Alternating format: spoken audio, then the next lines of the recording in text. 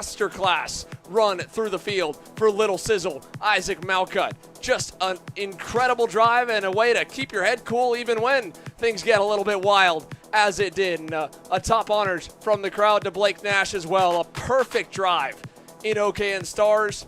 And for Adrian Rennanen, Saraceno put it best. There was crashing, there was chaos, there were battles all around, and he said, yeah, he learned from his mistakes from a month ago. Got a little better at the burnouts. And we'll see you next time as we get set for more action from Quaker City. We go to the members only main events with the support divisions.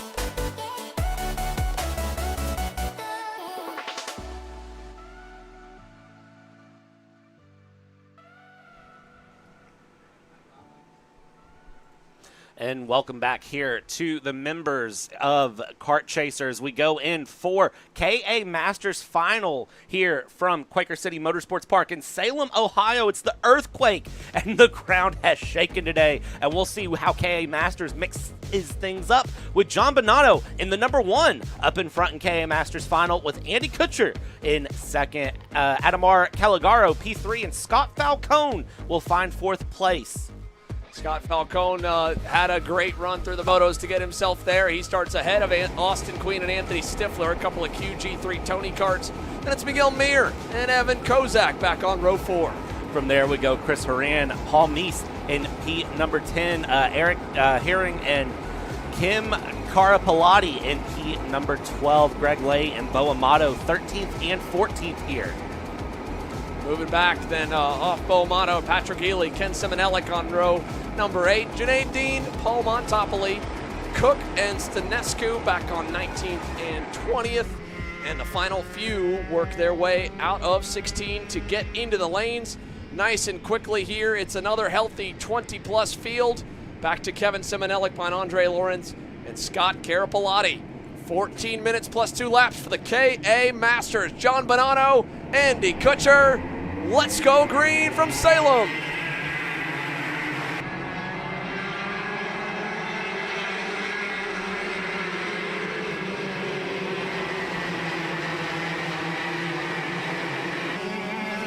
Quickly down to single file as they work their way out of that opening sector of the racetrack. So far, so good for the KA Masters. Kutcher, little needle adjustment there in the short chute. I figured he might have been able to wait till out of turn 7. He did not want to. He's still messing with the carburetor needles down the run to turn 8.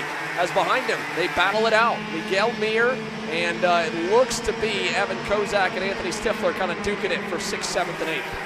For Kutcher there, it's never a good sign whenever you're not even through the first half of the track and you're immediately having to make adjustments there on the fly. But you can see Kutcher, clearly whatever adjustment was made seems to be working, starting to reel in Bonanno again, going through and just looking comfortable here. 14 minutes plus 2 laps, the longest run that any of these drivers here have had in these karts through this weekend as they go and they come across the line. Kutcher again reaching down with the right hand as they cross the line. Bonanno, Kutcher, Caligaro, Falcone, Queen, Mir, Stifler, Haran, Kozak, Heineg in the top 10 as they go single file very quickly here, and they're going to continue to just keep that train for the time being. Yeah, all good through the first sector there. Still single file, as you mentioned, and just trying to keep sight of John Bonanno. Look at the lead he's already built up for himself. The number 1 plate looks strong early, and Adamar Caligaro, realizing that, is trying to make a pass here in 8. He'll go a little bit wide. I think Kutcher is going to let him have it, and he does over to turns 9 and 10. seeing here as Kutcher, I thought Kutcher was going to fight that back on the exit of 8, but thinking better of it because there's plenty of time to be found here. Another 12 minutes to go, and he can afford right now to kind of give a second to jump back in and try to get the pass done again later on. But as long as he's not held up too far, as we see multiple karts off here, the 269, the 277, that's Mir and Stifler that are both off. Yeah, it's over in turn 11. Off and into the grass for Miguel Mir and Anthony Stifler. And there's more. Paul Montopoli's around. This is at, I believe, maybe turn 12. Or no, that's going to be the exit of the infield. That's at turn 10. So Miguel Mir and Paul Montopoli, it sounds like, may have been into it, or Mir and Stifler. All the while, one of the three, I think, may have been an innocent bystander, but we've dropped 3 out of our top 10. It's promoted Greg Leahy now up the board. We got other issues. Is that Bo Amato? No, that's Andre Lawrence in the 221 comp kart for Kartworks Racing out here on lap 2. Unfortunate to see so many drivers weekends go through as we get a replay here on the right of what happened to Saraceno going through, and that's a wheel hop if I've ever seen one, going through and holding on. I mean, well up in the air, and you saw the hand immediately go up there from the 265. Just a very casual what was that moment. And you could see as well at the bottom of the screen where the issues held out for Andre Lawrence with something amiss further back in the field coming out of what looked to be out of maybe turn number 8 in the run to 9. So John Bonanno now your leader still, but behind him it has all changed up. Caligaro into second, third for Kutcher. And a great start for Scott Falcone once again. One of the fastest drivers in the KA Masters field in the opening stage of the race. He's hunting down third.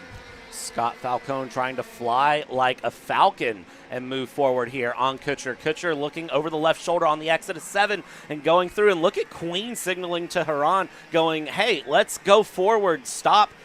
Don't battle me. I want the top 4 if we can find them. So tap the helmet, point forward. It's a very clear signal. We'll just see if it's kind of taken through. Let's see what happens here. As up front, that number 1 plate kart in P1 still under pressure. Caligaro continuing to try to find the way by. And just right there in the mix, 9.5 minutes left to go. Plenty of time to be found here on the run, but still just once by sooner rather than later, I think, as we continue down across the line. Gap scores very similar, and now you still have Falcone trying to get past Kutcher.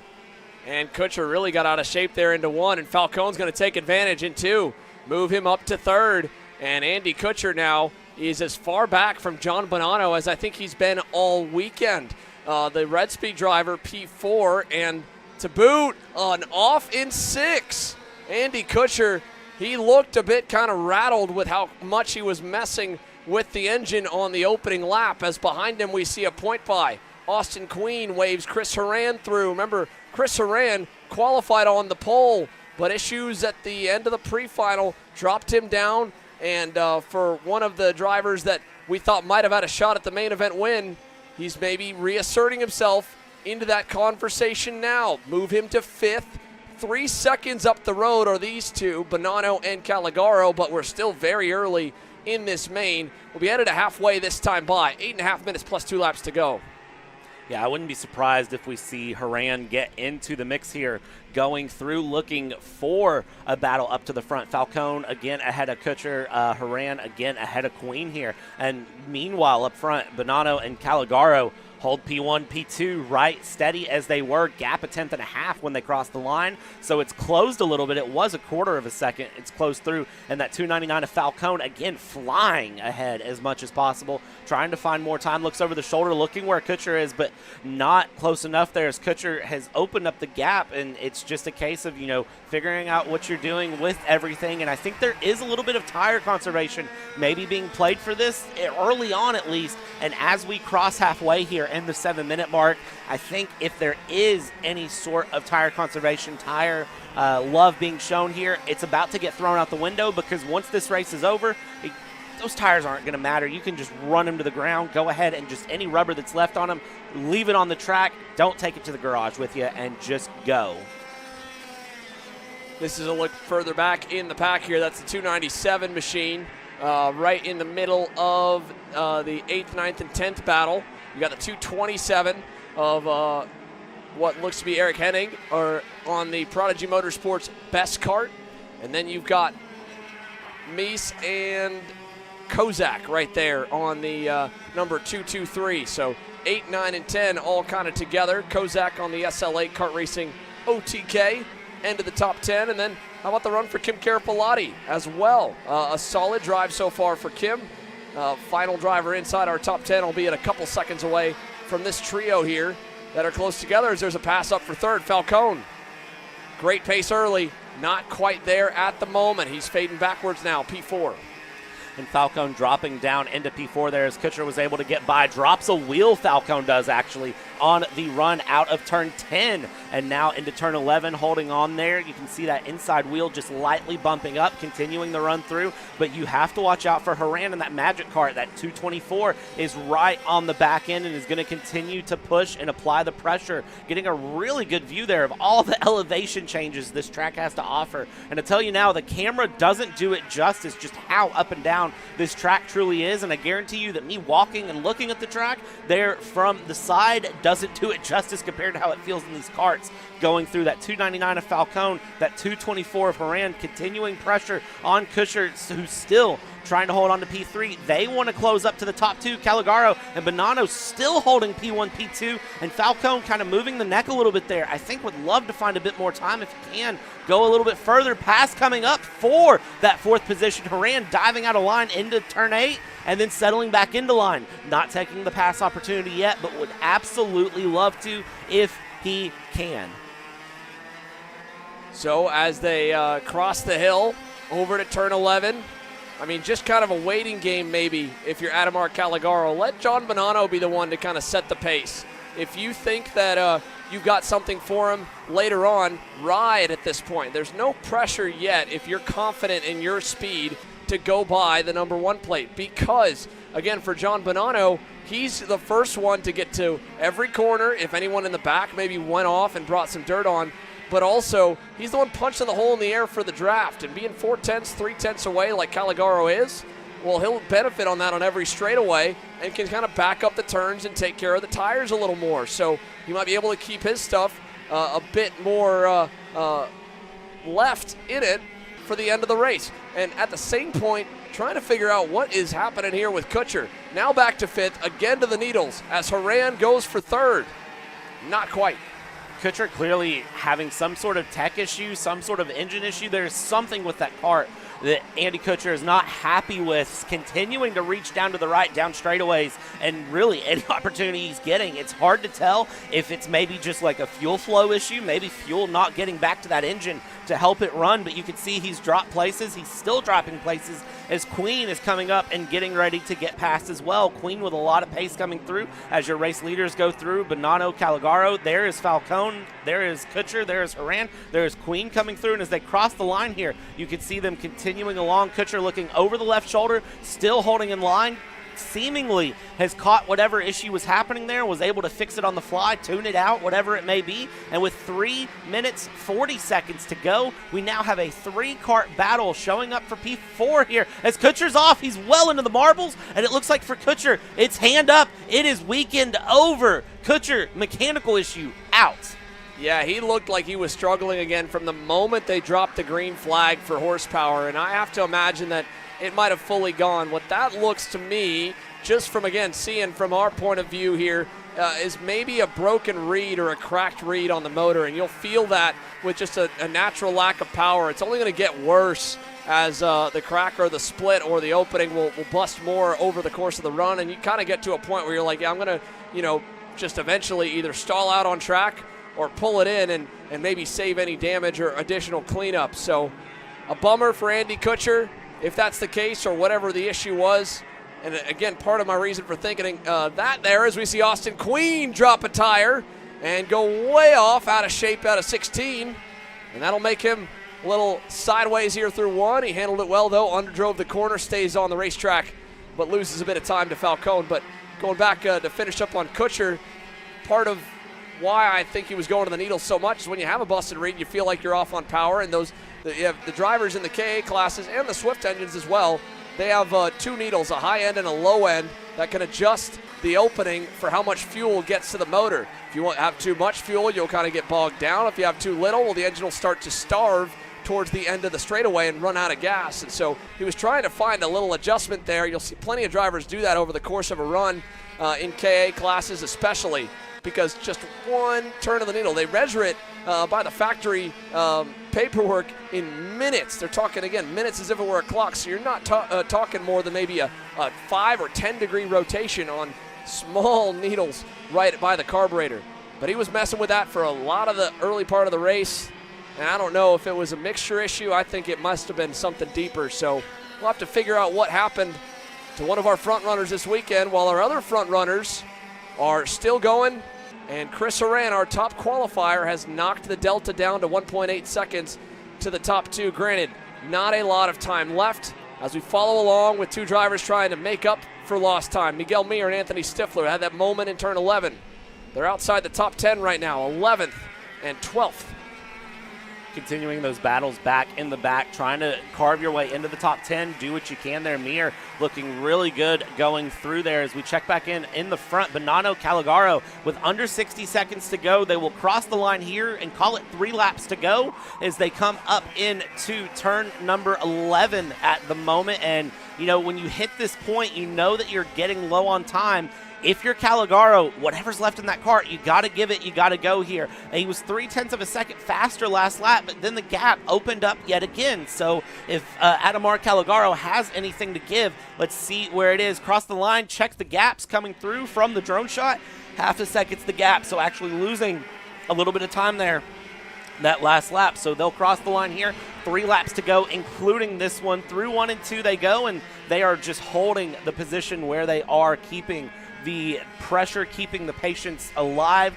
Calagaro looking very connected through and will just continue to push, go through. Third place there, Chris Horan has managed to close up to 1.7 seconds away from them, but you can see no help from behind since we saw Kutcher drop off. No help from ahead as side by side we go. Austin Queen, Scott Falcone coming through. Big slide job move there by Austin Queen, but he did a good job handling it to stay on the track as Falcone ends up dropping a tire out of 8.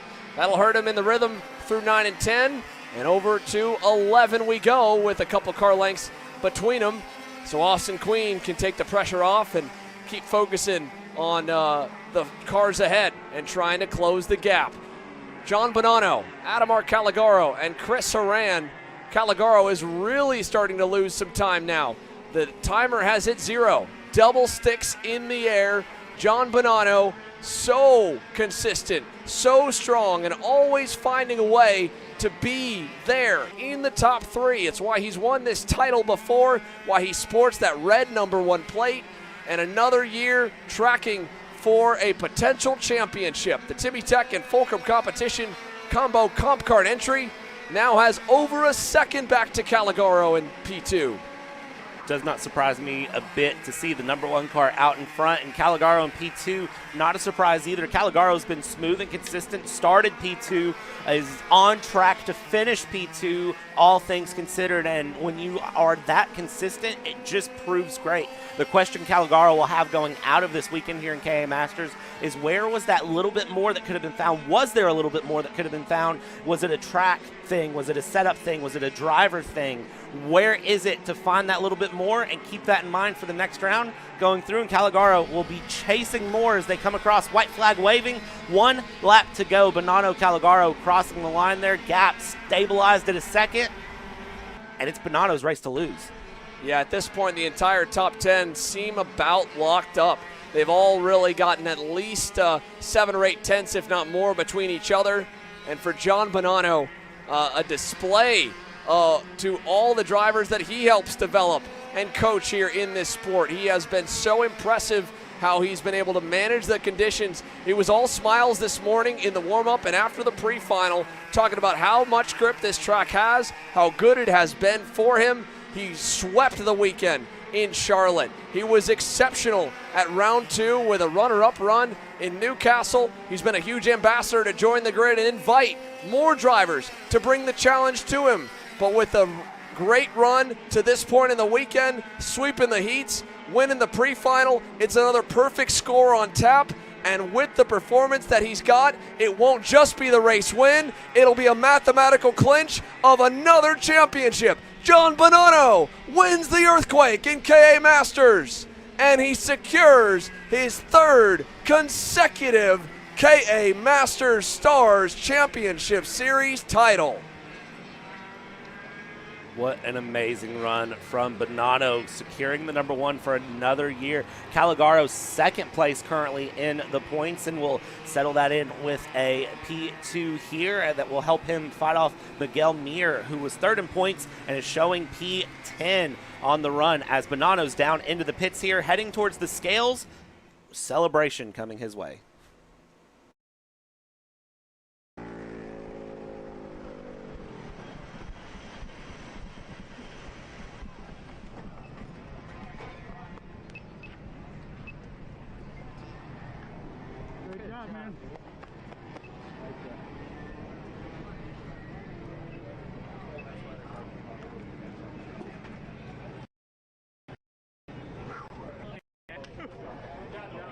Thank you.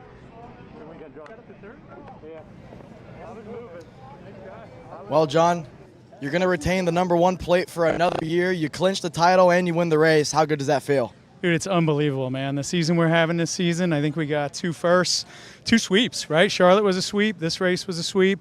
So just unbelievable performance. So a lot of people to thank. Should I start my list? Go for it. Starts at home, man. Hi, baby.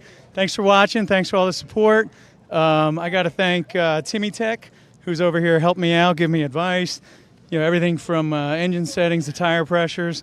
Actually got to thank Adam Pettit, who helped me a little bit with the engine this week, putting together a special package. And then, of course, the guys at Kart, man. I get unbelievable support, and I got the best chassis out there to drive. So love it, man. Thanks to Stars. Thanks to you guys. Coverage is always fantastic. So really appreciate it. I got to catch my breath. Thank you, John. Thank you. There you go, John Bonanno, feeling it, but all smiles as he gets his second main event win on the year. He hasn't fallen off the top step in a moment. It's been nothing but podium runs and 2 for 3 wins on the season. We'll take a moment to step aside, and we return from the veterans to the youngest stars. Micro Swift is ready for action here from Quaker City.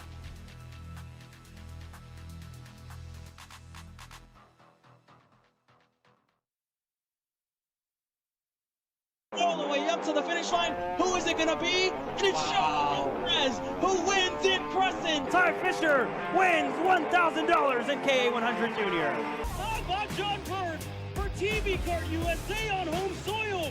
They take the win in Amarillo. Amarillo Kart Complex is now the official distributor for TV Kart in the continental U.S. Become a dealer today. Champions aren't just born on the kart track. At SimShop, we deliver professional-grade simulators with the best performance-to-price ratio in the industry. Founded by racers who understand what you need, our SimMagic and Moza equipment is powerful enough for the pros, yet affordable for everyone. With unmatched customer support and a thriving community, we're your racing partner. Visit simshop.com today. Are you ready to get behind the wheel? From Formula One to NASCAR and IndyCar, all the pros start here.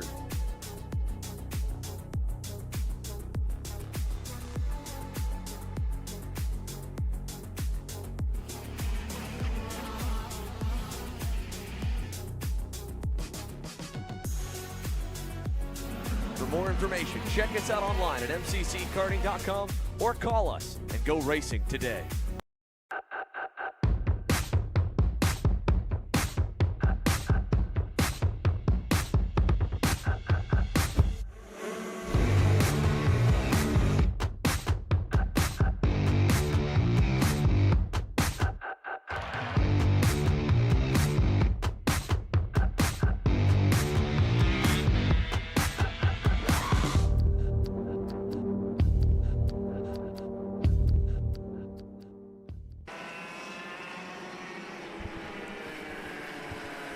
Kart's back onto the racetrack here for our second of 6 support main events from Quaker City, Salem, Ohio's own Quaker City Motorsports Park and the Stars Championship Series Earthquake getting set for action. Mason Brody on the front row alongside what looks to be Brody Stoffel. And we'll double check if our grid is showing. I believe that is the correct lineup. No, there we go. Mason Brody, Nash Motorsports on the pole alongside Slade Harrell, Brody Stoffel and Liam Francisco on row 2, Enzo Ramos and Jack Katowski back on row 3, Dutch Westbrook, Dominic Nagel, Lennox Lockhart, and Bo Stowers. Here we go, ready for action in micro, to the line, green flag from Quaker City.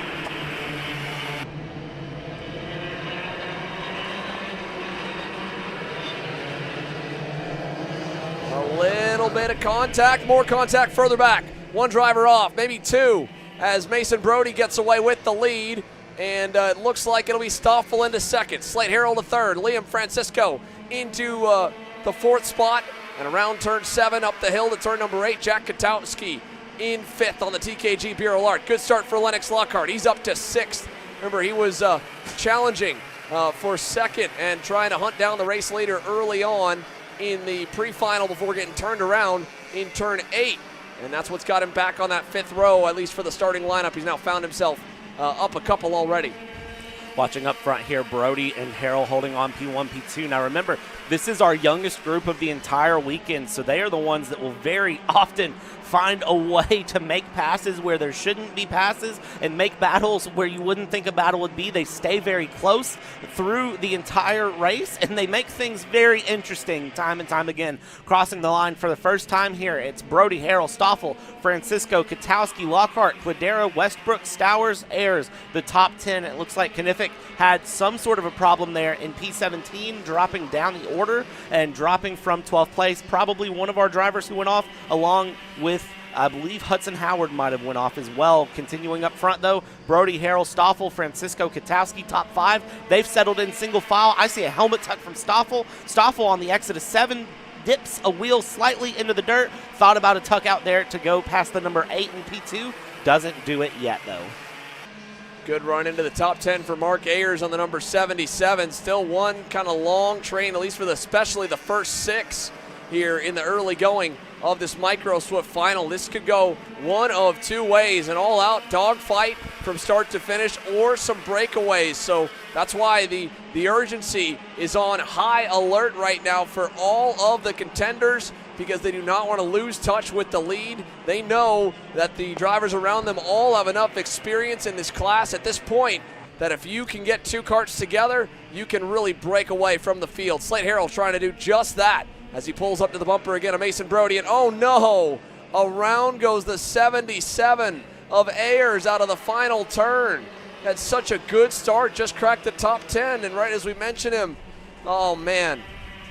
It's so unfortunate to see for Ayers. We'll get through and try to get back going as he continues along. Brody, Harrell, Stoffel, Francisco, top 4 holding on, and I do agree there that it looks like possibly a breakaway, but possibly a big old battle coming as Harrell will dive down to the inside. Brody has to slot in, loses 3 places, down 1 straight. That is the power of the draft here in these Micro Swifts coming through, and that will relegate Brody to 4th place. Harrell, Stoffel, Francisco will move up 1 place accordingly. Are there more passes to be given back here, though? Because it seems like the breakaway is not going to happen. It seems like really it's the battle coming through as Harrell, Stoffel, Francisco bumper to bumper there coming around, and just watch as they come through turn 11 down into 12, 13, 14, through 15 they go, and then into 16 where time and time again we've seen drivers have little offs. It's thrown rocks onto the track. You see marbles all through there on the exit. It's truly a single file run now, whereas yesterday morning we were seeing passes in some of the first heats go through as they continue along. Harrell through, Stoffel, Francisco second, third. Harrell trying to break away a little bit, but you can't break away alone. No, you can't. You have to hopefully get a bit of help to get further up. I mean, at least on this racetrack, it seems like. And he might get some help here. Brody Stoffel now pulls to the bumper. No, not going to help him at all. He'll take over the lead into 8. Battle in behind as now there's contact. Liam Francisco locks up and goes right into the side of Slade Harrell at the top of the hill. And 2 of our major contenders go out of the main. Harrell slow to pull away from the lead from Hero to 0 now as he goes all the way to the back, and it's down to 5 in the main group.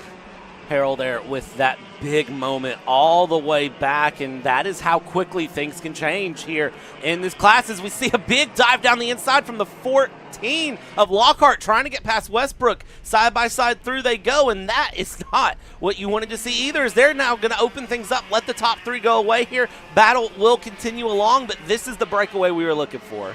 So 2-car breakaway now, a pack here for third, led by Lockhart, then Westbrook, and then Stowers. Let's go down to pit lane for some more of the fallout from the first mains that have already been run. Alex.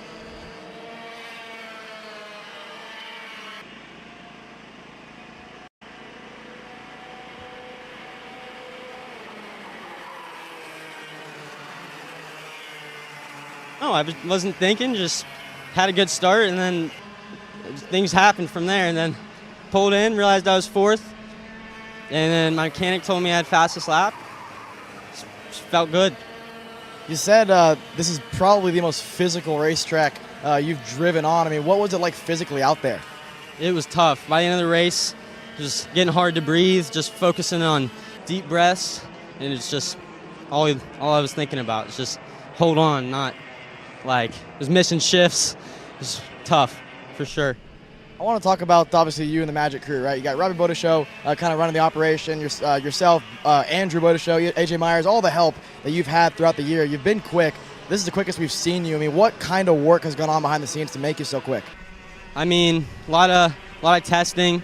We all have the same track, me, Andrew, and AJ. We all go to GoPro. We test. We were testing in the same kart, just getting laps in. The coaching from AJ has been game-changing. He's one of the best drivers I've seen in this field.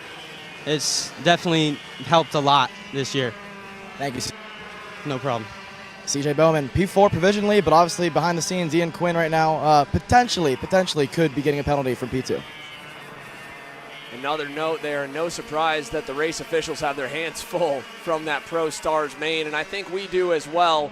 You saw in the side-by-side angle there that sadly Grayson Knifick and Brody Allegreda collided, battling for 14th. They've now fallen down the board to 16th and 17th. Both have continued, but let's take a look at the replay of what changed this race up. Francisco with maybe a little bit of help from Mason Brody at the last second. That between that and braking on the dirty side of the racetrack, the inside groove down the straight, offline, had him lock up the rears, and just some hard racing right there here in the Micro Swift category. Brody Stoffelier again trying to go to the lead. Francisco with help, Brody pushing, and between that, even the bumps, look at the kind of modulation of the 41 car on the inside to the corner. Definitely some movement that makes it even tougher to keep the rear end planted, as we see now on the left side. Back to the action, Mason Brody takes over the lead. Brody getting past Stoffel there, very, very nice. Into turn 8 they go, and again, this is what we're kind of seeing where the moments are going. It's back and forth that is continuing to happen between Stoffel and Brody here up front, but you're really seeing that with everyone as they go through 6 minutes left to go, plus 2 laps here in this heat as they in this final as they continue along here and go through. Third place Westbrook and Katowski and Lockhart there in 5th. They've lost a little bit of time there to the top two managing to pull through, but the gap is 1 second. Now look at this, down the inside we go into turn 1. The number 30 of Westbrook able to get past Katowski. Great move there. Katowski able to let that through, but Katowski would love a podium here if he can have one. These three are going to need to sort it out if they all want a chance at more than just the final step on the podium, though, Bradley. I mean, they have been making inroads, and every time it seems like they do, they trip over themselves and shuffle the positions. Now Katowski with Lockhart in tow. What does Lennox do? He shoves him down this straight. That'll bring him right to Westbrook. You can see the head pop back there with a little shove there through turn 8. And now as they go to the infield section, 5 minutes plus 2 laps to go.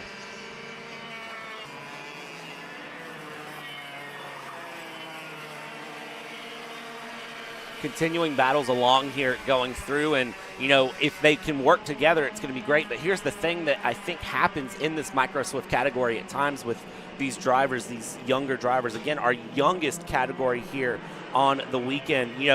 you end up in a position, and I even do this in rental carts with families. The 92 is off. Katowski drops a wheel. It disappears there down into 5th, maybe losing a little bit of touch now with Westbrook and Lockhart. We'll see if he's able to get back to the back. But as I was saying, sometimes you have a moment there and you lose kind of sight of the big picture. I've managed to do this sometimes in rental carts. I'm sure you've done the same thing. You go through and you're battling and you're racing and you think about, I want to be ahead of who's in front of me, and you lose a little bit of the picture of, I need to be in first. Let's see if Stoffel here can go into first, going down into turn 8, looking through and not making a pass yet, as 3rd, 4th, and 5th, with that moment from Katowski dropping it out of 16, has managed to they've separated a little bit. Can they close it back up? Well, they're going to try, but they still need to sort of organize it with 3.5 minutes plus 2 laps to try to catch up to these top 2 who are just absolutely connected. 3.5 minutes to go here with still time before we really get down to business for deciding this race win. And let's take a look at some of the movers up the chain. We followed Hudson Howard's progress along in the pre-final earlier, and then, of course, having to bail out towards the latter half of that session with the right rear hub sliding in. He had to start dead last again.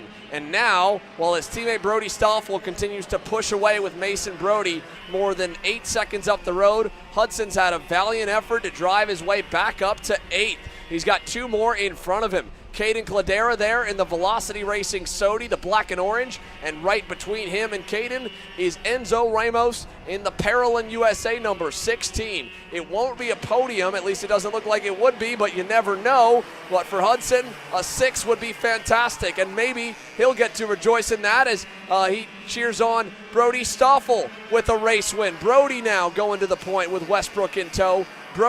Mason Brody back to 3rd, Lennox Lockhart 4th, and there was a little sound of the skid of the tires there we picked up, Bradley. I think that might have been Jack Katowski, in the 92. I think I'm going to mess up the 2 brothers all the time. They are always at the front now, and with Jack in Swift Stars and with Nico in Junior, it's a lot to keep up with as they're back and forth. But sadly, Nico, I think that mistake might take him a little out of picture for the moment. I definitely think Nico Katowski is through, and I mean, just think how I feel covering Kart Chaser grassroots stuff. When you go up to MCC, you've got the Kutchers, you've got so many families that are in karting, and that's the thing I love about karting is that in many ways this becomes a family affair in so many ways going through. You end up, when I walked through the garage this morning, there were moms cooking food while father and son worked on karts, or family member, grandparents, parents, whoever it might be, working on karts together while you had other family members cooking and other ones helping clean. And, it just turns into this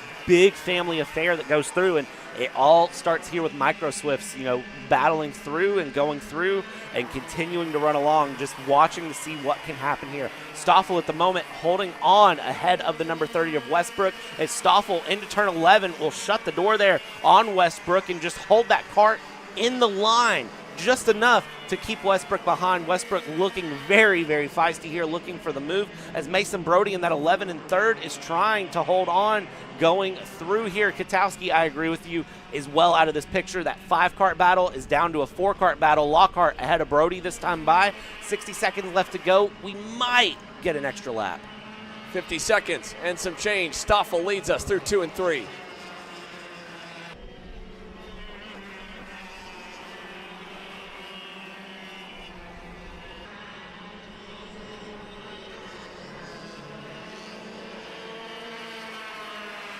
.30 seconds plus 2 laps.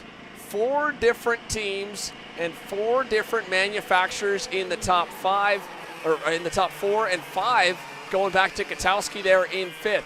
Kart Republic and Jay Howard Driver Development leading the way. Bennick with the Bennick chassis in 2nd. And then 3rd with the Velocity Sodi for Lockhart. 4th with Nash and the EOS kart, the OTK machine. And then 5th with the TKG Birolard, Nico Katowski. And now up to 6th. Jay Howard's son, as we watched him there in the bottom corner, watching both his team driver Brody Stoffel lead the way. His son Hudson Howard have a great charge, up 10 spots from 16th to 6th. There's Katowski now with the 1 bobble from earlier, dropping him out of the drafting window. And here's Hudson. He's gotten past Cladera, and he's gotten past Bo Stowers, P6. Best of the rest right now with a 4-car lead train. and Jack Katowski in no man's land as the timer hits 0. Timer hits 0. That was the 2 to go signal being given by the lead flagman going through. Stoffel, again, just right there with Westbrook. They hold up front going through. Lockhart's lost touch with them. Brody's still in touch, though. Katowski, as you said, no man's land. Howard, well, just gone from that battle. You can see how spread out the top 5 are. The 29, the 30 into turn 8, the 30 up the inside, and that is going to be Stoffel on the outside, able to stifle the run there from Westbrook as he will hold on in second place for now, but you know that they are well aware of 2 laps to go. They're counting it down. They're looking for it into 11. No pass to be given there. Westbrook's going to hold on second. Stoffel in the lead, still going through down into 12, 13, 14, through 15 here, down into 16. Nobody dares get off of that line. As I said yesterday, plenty of people going for passes into 16, and here nothing to be found as the 30 of Westbrook stays through. Stoffel very defensive down the main line for the white flag. 2 drivers, both based in Texas, both have grown up racing against each other already, and now Brody Stoffel and Dutch Westbrook will be greeted by Lennox Lockhart, the Florida native, now only a car length back as Brody continues to defend low. He'll wash out wide out of 6. Here comes Westbrook, side by side to 7, and Lennox is going to get a nose down low, but that'll break his momentum up. Here's Mason Brody for 3rd, Stoffel to cover for 2nd. Dutch Westbrook gets to take the normal line, and he'll open a gap to a huge amount now out of turn number 8. Watching the 14 of Lockhart go through there. Brody able to get by, and now watch going through around. The 92 is around there on the exit of 8. Katowski with an unfortunate day going through. The battle continuing for the top 3 as they come along and come around there. Stoffel going through, keeping this alive. What can you do? Where can you do it? Well, it doesn't matter here on the last lap as the number 30 of Westbrook has taken off, pulled a massive gap as 2nd, 3rd, and 4th figure it out. The 29 with a big slide out of 15, but it doesn't matter. Westbrook pumping the fist crosses the line and will win the Micro Swift main event. Who comes out 2nd, 3rd, 4th as there's gravel going through? Lockhart has his hand up, very clearly not happy. Stoffel holds on to 2nd, Brody in 3rd. My goodness, we'll definitely need to take another look back at the finish of our Micro Swift main. Dutch Westbrook victorious here in Salem, Ohio, but Brody Stoffel, Mason Brody, and now issues for Caden Cladera on the final lap. He gets spun around in the wrong direction out of the last turn. So much to unpack, but for one young man, it seems all but cemented. Dutch Westbrook wins the Micro main.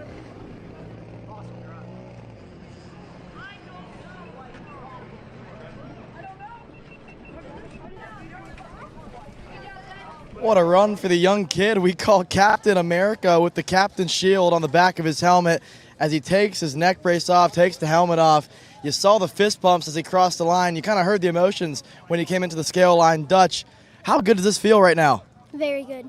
Describe that race to me. That last lap, the last 2 laps were pretty crazy for you guys. Yeah, so I took the lead. I passed Brody.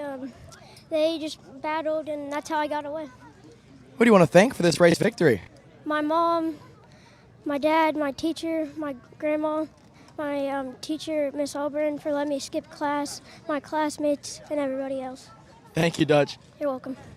Dutch Westbrook, the winner, and again, teacher letting him skip the class, get a win here at Quaker City. You saw the congratulations from Hudson Howard as well. Hudson up a handful of spots there, over, I think 10 positions when it was all said and done. So great run for the J. Howard development driver as well. And again, for the rest of the Micro Swift field, but Dutch Westbrook on top. There you have it. Final unofficial results with the spin and on the last lap, an unforced error for Jack Katowski, sadly. It now promotes Hudson Howard into the top 5. 11 spots gained for him. A myriad of DNFs, but they cleared the track in spectacular time. KZ Masters and KZ Super Masters now onto the circuit as we get set to bring the starting lineup for this one. A number of DNFs in the pre-final out of some of our top drivers. That will make the front row maybe a little bit nervous while they're all on a level playing field with tires of how good the drivers starting a bit further back can get up the board. Let's see it here for the main event for your Pro Masters and Pro Super Masters.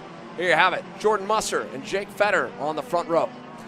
After that front row, Ryan going through into P3. That is Ryan Franke in P3 with Francisco Vassallo in 4th. Frank Runco 5th. Lance Lane finds P6. Moore Van Tok P7, Scott Presti P8, and the rest of the carts coming through. You have the likes coming around of Kevin Simonelik, Matt Machiko, Templeman, Owsley Cheek III, Danoff, and Luis Quiones in the very back here, who it does not appear maybe finding the grid. No, all carts are here. 14 carts available. They get lined up in the tram lines. It's a standing start here for the Pro and Supermasters coming up shortly. We get the run. We get the thumbs up coming up through for the start, and we will wait momentarily. Engines rev. And we're away.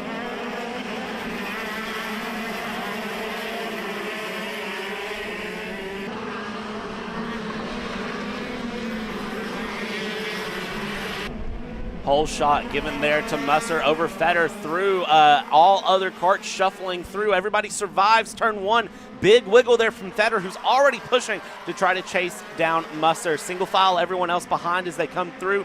3rd place coming down. I believe that is the 605 of Franke, who is held on there in the 3rd place. Vassallo in 4th, and everybody as much as they can just keeping it through. The thing with these shifter carts, so much more weight, so much more power being found in these carts as they go through. Look over the shoulder, coming down into the run into turn 11, and it's an outside send into turn 11 that did not work. I thought that was going to be an outside there from the 626 of Presti, and not able to make that work as up front Musser and Fetter have found P1, P2, and Vassallo really the cork in the bottle here from 4th place back in that Brill Art cart in the 508 with Lane there in 5th. Machiko in the Magic cart in P6 in the number 1. Van Tok in 7th. Going through, plenty of battles still happening as the shifters are finding passes in turns 2, 3, 4, places that you wouldn't necessarily think are the best passing zones. They find them and have a beautiful time here continuing along. 508 of, oh, big off there into the barrier, and that is the 577 of Cheek, who is off as well into the run there down on pit entry, and another run into turn 8. That's the number 1 card of Machiko, who has went off with the 568 of Van Tok, and that is a 3rd card in the mix. That is the 565 of Lane that is off. So 2 separate incidents within about 1 corner of each other. Out of turn 7, 2 carts well into the runoff there, and into turn 8, 3 carts finding their way off, and that is going to just open things up immensely in the front of the field here as they go. Musser, Fetters still trying to hold on along here as we look at the 690 of Runco, who's going through, and as they cross the line, we will reset everything here momentarily. Muscle, Fetter, Franke, Vassallo, Presti, your top 5, and big hits there from Cheek the 3rd, Danoff, Van Tok, Machiko, and Lane, all 5 out in the matter of 2 corners. Big moment there for them, but up front, that 626 here, Presti in P5 is off into the pits, and that is a mechanical out, I believe, for Presti. So that is another cart out. We've lost half of this field, not even 4 minutes in. What in the world has happened here in Pro Supermasters? My goodness. It looks like the gearbox categories have some kind of curse today, Bradley. I mean, the sun is shining. It's a beautiful afternoon here in northeastern Ohio. This should be a great day for racing, but we have seen nothing close to that when it comes to keeping all of our carts at least running to the end of the sessions. And now, with Supermasters losing a handful, Danoff and Cheek out, Presti in out of the regular Masters class, lots of talking points. How about the run for this driver, though? Luis Quinones as Presti pulls into the scale line. Remember, this was the guy who went up and over in turn 1 of the pre-final. As look at the bent front end, that right front tie rod at about a 30-degree angle for Scott Presti. That would have been a handful, to say the least, to even try and nurse it around for a finish. And I think realizing he was already well outside of a good finishing spot, he just was going to call it from there. So 2 off in 7, 1 in the scales already. Down to, unfortunately, only 11 of our 14 overall starters in Master Shifter and Super Master Shifter. But look at this. Luis Quinones bringing the fight here to Hugh Templeman and trying to work his way past the Supermasters driver. Up the road, this is Francisco Vassallo. He is the highest runner of our Supermasters here, with Morn Van Tuck getting collected in some of that along with Lance Lane. They're way back now, and what was a pretty interesting kind of back and forth tug of war for the top spot in Supermasters pre-final seems to be a much different tale here in the main. A 10-second spread right now, back from Hugh Templeman to Morn Van Tuck. And Templeman, well, he's been all right this weekend. He hasn't been up to the pace, though he's seen the former Masters champ, as we take a look at the replay here from earlier. Look at this moment coming through. I mean, just around and ramping wheels, and then a bump, a jump, and such a hard hit into the wall. So glad that those walls moved through. And then this is the replay going into turn number 8, and that is the view from the third camera there at that incident at 7. And meanwhile, that was happening, and another accident happens up at turn 8. Thankfully, all drivers up, away, and okay there. Again, thankful those walls can move and go through, so that allows them to gather things up and go. That incident at turn 8 that happened at the same time, though, just crazy moment. And look at that for the number 1 kart of Machiko. That cover just completely setting off 45 degrees to the right. I can assure you it should not be like that, but it is like that. Surely that will not be allowed to run like that. Yeah, no. Well, it depends. Depends a bit on the series structure of the rules, right? There's 3 mounting points for the nose cones. 1 bolt down at the front, 2 up by the driver's steering wheel that kind of connected. If they feel like all 3 are still connected, there's no issue, even if it's knocked sideways. But if one of the bottom one is gone or the top 2 are gone, which in this case the bottom one, obviously you can see the rail, the flat metal bar that the bolt goes through, has fully come off for Matt Machiko. He's still digging and trying to stay out as long as possible. But yeah, I think looking at it now and thinking it through, I'll double check our NKA rule book. Free to view for those that are wanting to check in on any of those rules or notes at home off the NKA online website. But I believe that would be a meatball. We'll wait to see if it comes out for our reigning Masters champ. For now, they're letting him ride, currently around the 8th spot overall, and when you take out the 2 Supermasters drivers ahead of him of Templeman and Vassallo, it put him 6th overall. He's still not the last running of the regular Masters drivers, though. That is Kevin Simonelik in the 666, so still worth it if you're trying to maximize the points on the day, but a rough day for him as Luis Quinones goes a little bit wide down here at turn number 8. A moment there for the 621. He was charging to the back of Frank Runco. This is the fight for 4th in your KZ Masters. All the while, Jordan Musser and Jake Fetter are still totally unaware, I have to think, besides maybe seeing some moved barriers or some stalled karts on the side of the racetrack. They are still in their duel up front in a game of inches. 6/10 the margin between P1 and P2 as they round turn 6 and head for 7. And as they come through 6, head for 7, continuing that 6/10 gap going through. It is looking like it's fairly stable at this point, which is kind of what you don't want, honestly. If you are Fetter or Musser, they would love to see that gap spread or compress. It's really a good conversation piece there to have of which would you prefer. Do you want the gap to open? Do you want the gap to close? And honestly, if you're Musser, you're going to tell me every day of the week and twice on Sunday, you want that gap to open up. You need to run away. You need more breathing room here so you don't have to think about it as much. Under 6 minutes to go, nothing is safe at the moment. We see all time and time again that things change in just under a minute here as Alex down in the pit lane here as we're under 5.5 minutes to go has Boy to Show. Alex. Thanks, Brad. A little under halfway to go in this one, but I want to talk to a guy that has had one of the most fun, or at least made it for us fun to watch weekends. So that we've had all year long, Andrew. I mean, describe that main event to me first. Well, I kind of lost some talent out there, and was driving over what was possible. So I definitely made a few rookie mistakes. It happened. Got myself connected again, was trying to chase down White, I think. And then Bailiff tried to pass me. It's not easy to pass me, so he hit me. crashed, blah, blah, blah. And at that point, I was hanging on and just surviving. What can you tell us about the rest of the year and what you have planned? Step 1, have fun. Step 2, try to do something else. We'll see. For the guys out there, for some of the Masters guys, Matt Machiko being one of them, obviously the nose cone hanging on by a thread, but what have you been telling some of the Masters guys out there before their sessions? Breathe. It's long, it's hard. You're wrestling a damn gorilla out there. Thank you, Andrew. All good. See you guys. Chilled and collected after a slugfest 19 laps for Andrew Boydeshow, and he's right. This track has been noted for being a heck of a physicality test for the drivers. So just stay calm and try to remember to breathe, because you don't have a lot of time really at all to kind of rest your hands. You're constantly turning the wheel. You have 2 straightaways over the course of the 16-corner circuit.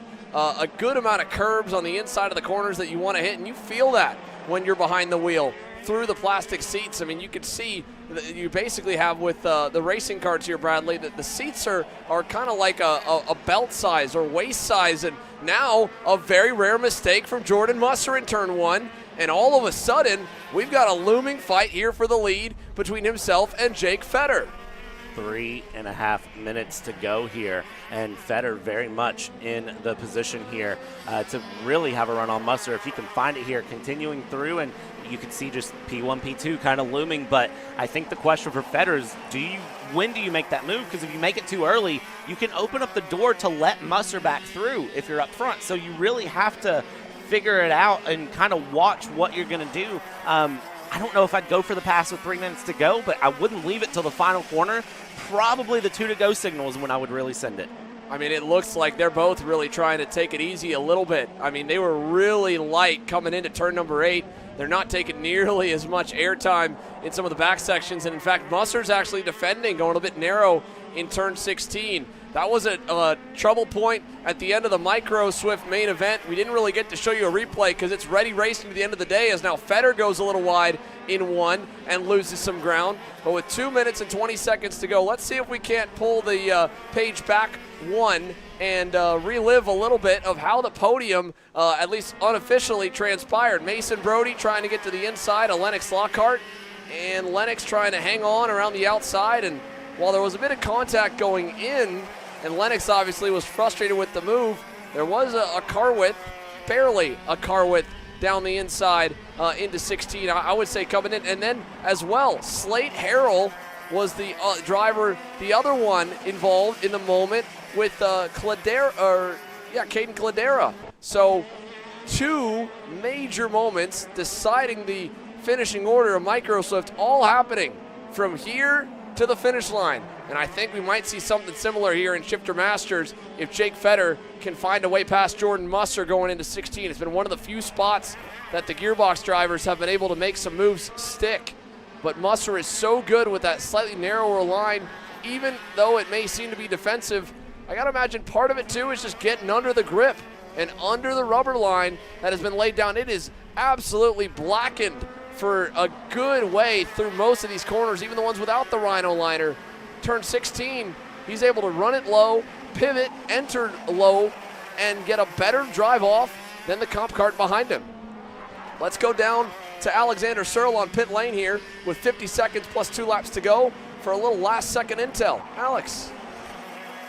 You bring up a really good point there, Xander. I've been listening to Jordan Musser's engine the last couple of laps, and you talk about it, right? He turns a little bit earlier, using that shallower line, getting under the rubber, but what it's also allowing is for him to actually kind of point and shoot the corners and get to the gas sooner than Jake Fetter. And so for the corners out of turn 6 and out of turn 7 onto the long straightaway into one of the main passing zones, he's pretty much eliminating those passing zones by getting to the power sooner and avoiding, Fetter the chance to kind of get that draft up to his rear bumper. Another point that he might be doing, and we may not have the perfect angle to show that to you, is with that corner being easily the slowest turn on the racetrack. Jordan Musser had mentioned something to me really interesting when we talked about some of the previous temporary track layouts where the drivers in the shifter classes have to get down to first gear. The first gear is essentially a launch gear. You have to actually go past neutral to get to it. Neutral sits between first and second. And he said any corner that you're getting down into first, because it is such a high rev and a short range to get out of first gear, and you try to live from second gear up to sixth, that you actually reach for that clutch lever on the left-hand side of the steering wheel to get a little bit of a better launch. And so not only might that motor be singing better because Musser's getting the power down sooner and getting the wheels pointed, but he might even be grabbing just that lever, and I think you could kind of see it there with his left hand in 16 to get the revs up and get the launch out of the hairpin. And it's another tool that these drivers have at their disposal, and it's so cool that our crew is doing a great job of getting some of these close-up angles to display not just the differing lines, but what the drivers are doing behind the wheel. Again, they've got that brake bias dial down by their left knee to make adjustments if they want to try and change the front to rear balance. They've obviously got the gear shifter, the sequential lever right behind the steering wheel on the right-hand side, but on the left side is where the clutch lever is, and typically they're only wanting to use that to launch off the line for the starts of the races. But I feel like at this point of the race, with the lap times still staying relatively close to their overall best and managing the pace here, the tires have to be roasting. The deg has got to be felt at least a little bit for this long of a session. And by maybe slowing the speed down in the apex, but being able to get the wheels fully straight for the launch out, I think Jordan Musser's essentially doing practice starts out of turn 16, and you can see it visually that he is, whatever it is, whether it's the clutch lever or just using first on a slightly different ratio, or again, just a matter of getting those tires pointed the right direction, he pulls an extra 2 or 3 car lengths every lap down that front straightaway. Yeah, he's doing an amazing job going through and really settling it in and going through, and all he has to do, again, is just make it through. We're on the last lap, so as we come through 7, now on the run towards 8, you see he's looking down. He's really paying attention to what he's doing here. He's working the revs, and it's all of these extra things that you think about in these shifter carts that you don't think about in the single gear carts, the single ratio carts going around as we come through out of 9 and 10 on the run towards turn 11 here, the sweeping left-hander. If Feder was closer, it could be a run. He's not close enough here into the final couple corners. As long as Musser lands that run out of 16, I think he's all good to go. Yeah, right here, out of 15, over to 16. Feder will fade wide. It won't be there. He'll need a massive launch, but that won't be enough. Jordan Musser wins the Earthquake in Master Shifter. Feder second, and a close call for him there. A great exit out of the last turn to keep it tight. Behind Ryan Franke, more than 15 seconds away, back in third. He'll cross the line now and score the final spot on the podium for the VTM racing team. Matt Machiko stayed out here for the entirety of this main, and he'll cross another 15 seconds back, but P4. And for Super Master Shifter, that battle is still kind of going on, waiting on those two to cross. Francisco Vassallo right behind the results here. Let's see it. 5:08 to the line. He'll get it over Morin Van Tok. And now donuts. Time to burn it down, Jordan Musser style.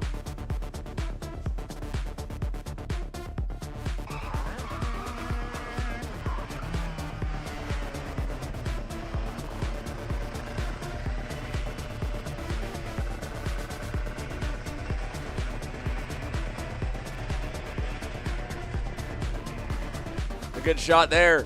Again, on Sunday, we do donuts here at the Stars Championship Series. It's a requirement for any shifter race winner to burn them down on the front stretch. And Jordan, playing by the rules, wants to be able to take that trophy home with him. It's another perfect score for Jordan Musser here in the mains. And just like with Adrian Reneden, he wasn't here for round 1. He's here for round 2, wins that, and now he's won at round number 3. Let's go down to the scale line. Alexander Searle's going to be able to catch up with our race winner. Jordan, first and foremost, great donuts out there. We do donuts here on Sundays. I know it's a requirement. I didn't do a very good job at Newcastle, so everybody was making fun of me, so I had to do some better ones. Well, talk about the race, right? Because it looked like you guys were kind of playing a cat and mouse game, you and Jake. I mean, was there a different approach required for this one because of how much longer the race it was? I mean, I think I had the advantage of being in the lead, so I could kind of contain the pace. This track has a lot of passing places, so I was able to run where I'm comfortable, and he had to follow me. So that left me a little more gas in the tank, and then I made a mistake on my own, which almost cost me the lead. He raced me fair, and I just drove a little bit narrow the last 2 laps to make sure I could make it happen. Yeah, we kind of caught that on the broadcast, and it looks like you were getting great runs onto those long straightaways, which kind of made the difference. We couldn't really tell. Were you going down to first? Were you grabbing the clutch a little bit on those exits? No, I was using the appropriate gear, but I was totally focused on the runs because the passes are going to be last minute and very difficult to make. So if I put 2 car lengths on the exit, it doesn't matter if he catches me 2 on the entrance, he's not going to be next to me. So I was super focused on the exit, and I think that's the best way to race a track like this. Talk about the rest of the year for you. I mean, you've been strong in Newcastle, you're strong here. I mean, what's kind of the focus like heading into the last round at Trackhouse? So I had an old man problem at the end of the year. That's why my first race wasn't to Newcastle. I missed the first one of these. But I'm going to be back in 2 weeks for the other series, Newcastle. And then we at Trackhouse. So then Supernats, of course. So that's the plan for the rest of the year. Hopefully we can win the Stars Championship. We've never tried before. We missed one already, but I think we might be able to do it. So we're going to practice, test, and be ready for Trackhouse. Thank you, Jordan. Thank you guys very much. There you go, Jordan Musser. And if you need a Simpson race suit, he's your guy. He's been sporting that one, and through the heat, he said, yeah, we got some new vents, some new cooling add-ons to it. It's keeping him cool, and it looks pretty cool on the top step of the podium. He's put it there now twice on his 2 tries, and like he said, Summer Nats in 2 weeks with Scusa, and the finale for a run at the Stars title at the night fight. Let's take a quick break. K.A. Jr. coming up next.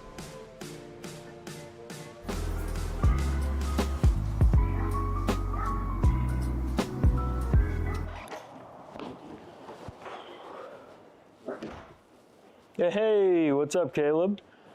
What's up, Brandon? You sound defeated. A long day at the office? Yeah, got stuck at a cat food marketing meeting for like 3 hours. I don't know a thing about cat food, and I don't even work in marketing. And then I got sent on a coffee run like I was some sort of intern. Then at the end of the day, when I want to go get gas, I just realized everything is so darn expensive nowadays, man. Yeah, you got that right. Like, do you have any idea how much we're spending on Netflix? That's like $20 a month. Do you know how much we're spending on cable? That's like $50 a month. But you know what isn't expensive? Tell me. Kart Chaser Premium. For only $9.99 a month, you can watch all of the American karting action live from coast to coast. Subscribe and become a member today.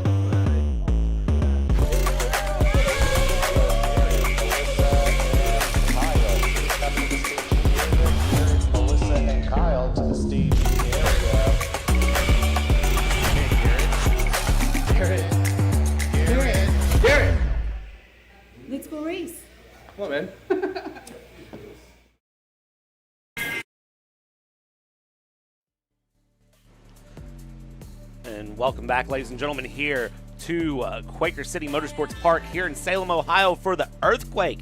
And the earthquake has really hit here as K.A. Jr. is out for their final. Nathan Dupuis in the front here with John Antonino in second, Gabriel Ballag in third, and Nathan Golseth in fourth, Valentino Centillion in fifth, and Isaac Payne in P6. They'll want to work their way forward. And then here's Nico Katowski going through with Max Weiland in 8th, Travis Pettit in 9th, and Ryan Mort in P10. I'll be curious to see who can move their way up the field, who can move their way down, as this is a stacked category here.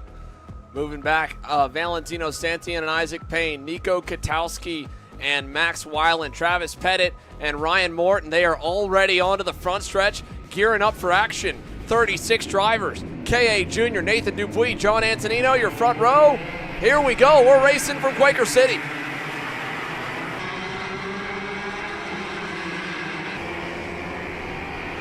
Oh, and a big off there for the 851. The 880 is off as well going through. It looks like another driver there in the mix as well going through turn 1, but a majority of the field will make it through turn 6 into turn 7 coming through. They've already tried to sort it single file, but near the back of the pack, they have not done that, as it looks like that's Nico Katowski, having a dip of the wheel into the dirt on the exit of 7, down into 8, side by side we go. The 846 coming through, as that's a big slide off from the 856. Oliver Nybert this weekend has just gone from bad to worse after it started with so much promise, and now, sadly, the Red Speed driver will go to the rear. Meanwhile, up front, change is happening. Antonino and Golseth going by on Gabriel Balog for P2. Santian as well was side-by-side, it looked like, with Pettit.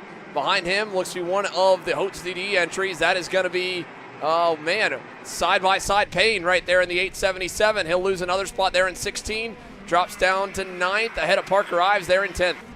And going through, continuing along here in the top 10, just trying to keep things consistent and smooth here. Again, 36 karts taking on this run here today around this main event here for KA Junior, and it's always going to be a fun time in KA Junior. These are drivers that, you know, they want to conserve, they want to drive smart, and they want to really make it to the end.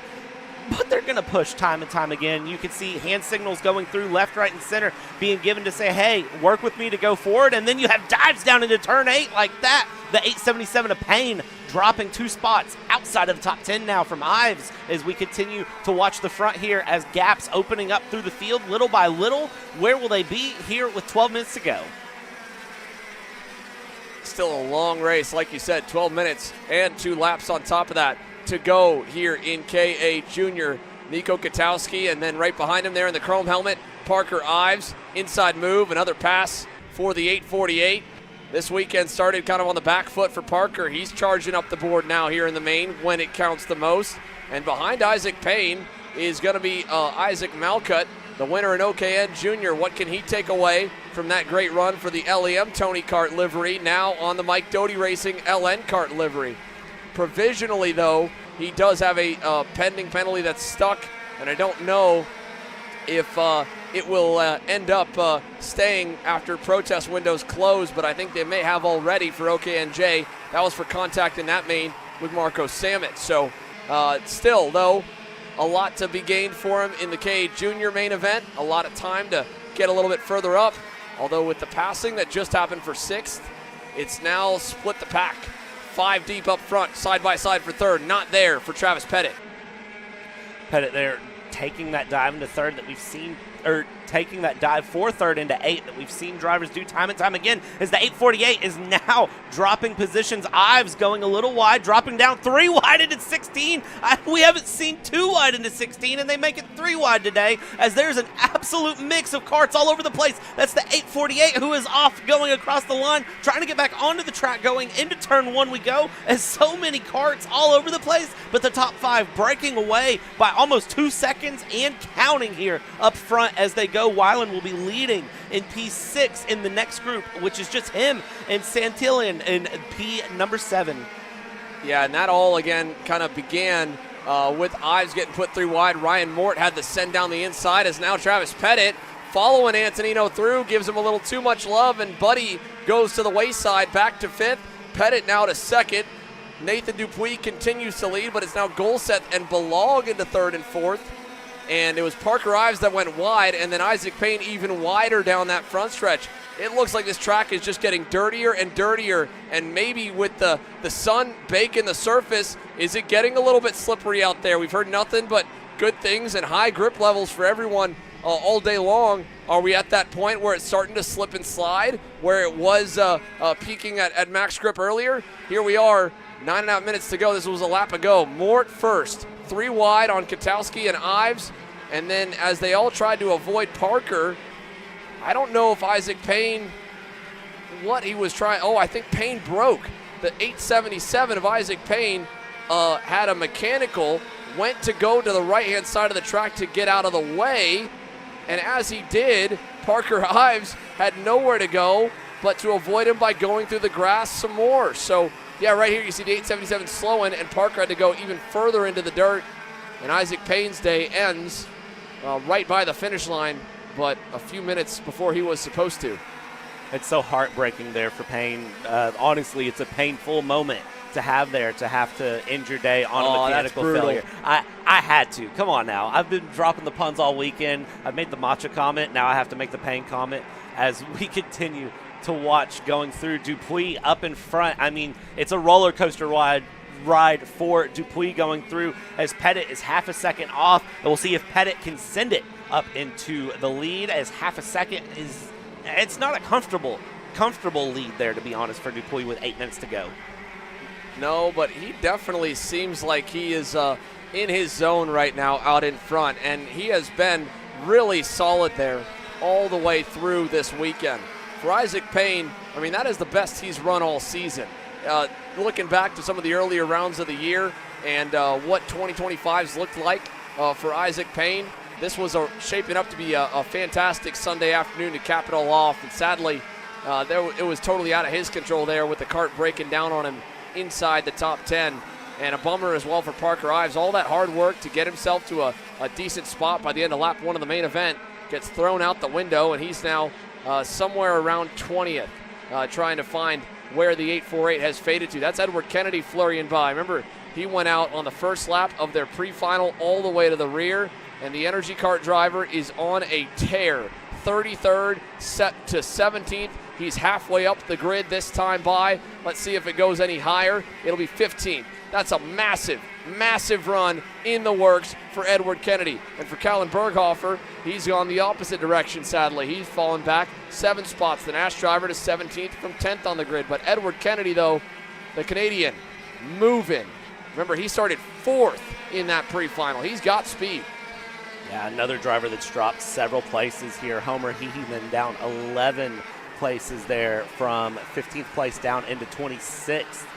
In that number 834 Kart, continues to try to find time here up front. Still watching these battles continue to push and develop and kind of get a feel for who is where. Dupuis only a quarter of a second in the lead over Pettit. There's a dive down the inside going through. That is the 892 of Katowski getting passed by the 812 of Mort.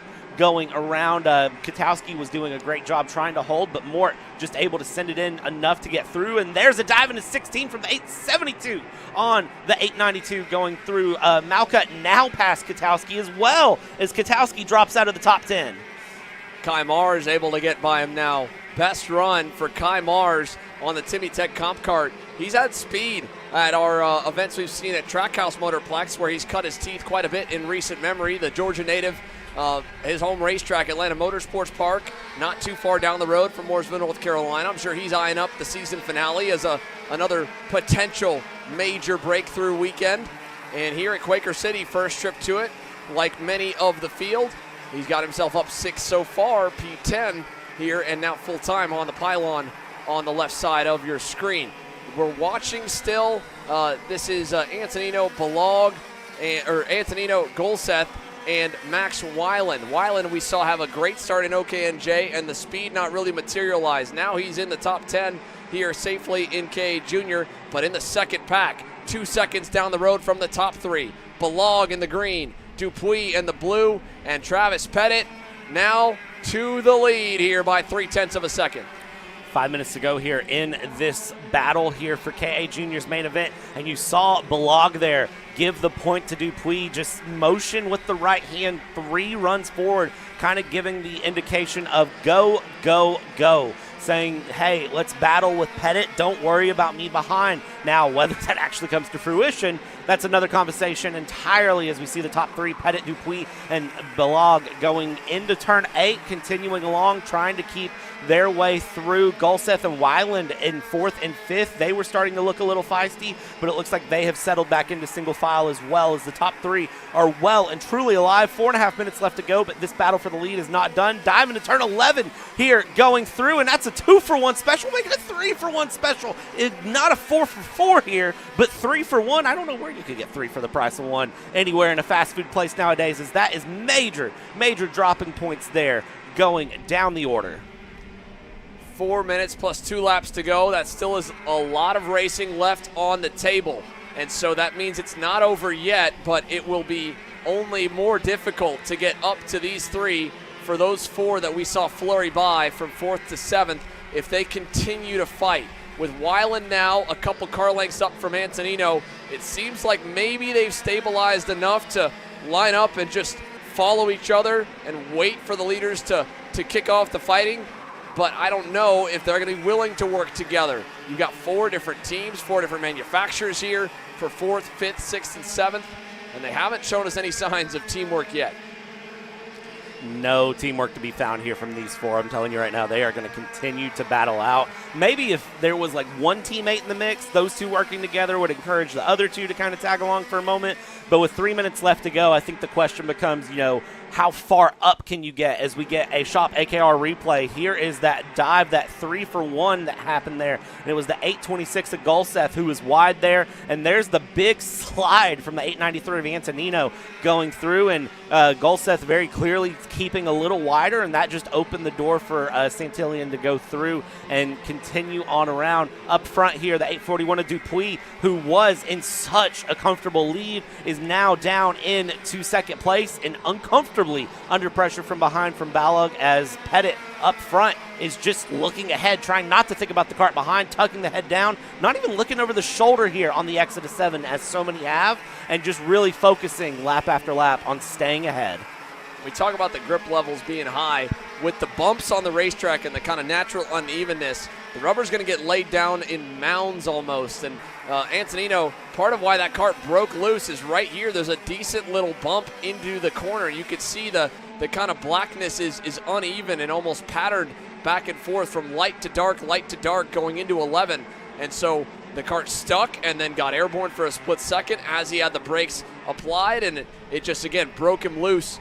But heads up by Nate Goldseth to give him a little extra space and keep the run going. Now, we're watching these 2 together up front, pushing away. Gabriel Balog's TB cart front bumper looks to be a little bit low. I don't know if it's gotten knocked loose from the pushback bumper system. It looks to be okay, but it's definitely right on the cusp of dragging on the ground. And part of that, too, is, again, a setup option. You have 3 mounting holes for the pushback bumper device, and 3 mounting holes normally when you don't run events that have it. And so you can run the front bumper higher or lower. Obviously lower, you're not letting as much air get underneath, but you run the risk of bottoming out over top of curbing or even just, again, a bumpier racetrack. So there's some setup at play there. And again, lower will be a little more aerodynamic for sure down the straights, and Balog already has a slight advantage on that, being a hair shorter in the seat than Dupuis and Pettit. But either way you slice it up, I think he's still going to be there and at least be a factor in the finish, whether or not any other official intervention takes place. And there's already been, as we've talked about, quite a bit today. So who knows where the final results will stand, who ends up being the actual 3 that we get on the top step of the podium. I can tell you right now, though, I feel like Nathan Dupuis should be safe from any potential of that, because he has been either first or second this entire race, and he has just been pushing Travis Pettit along, content to ride. Like you touched on, he had a lead, got tracked down, and now I feel like for the last, the better half of the part 2 of this main, he's just been studying the 829, trying to figure out where his strengths and weaknesses are in comparison. And for Max Weiland, that's not what he wants to see, because now, as they battle behind him there with Golseth going by Antonino, he's got no help to push forward, and the leaders are showing no signs of splitting up the formation that they're currently in, and the timer's hit 0. So we'll be getting ready for 2 to go this time. Yeah, 2 to go this time by, and I think at this point Dupuis will kind of, has let Pettit have his fun, let Pettit lead the laps, and I think Dupuis will be thinking, okay, I want my win.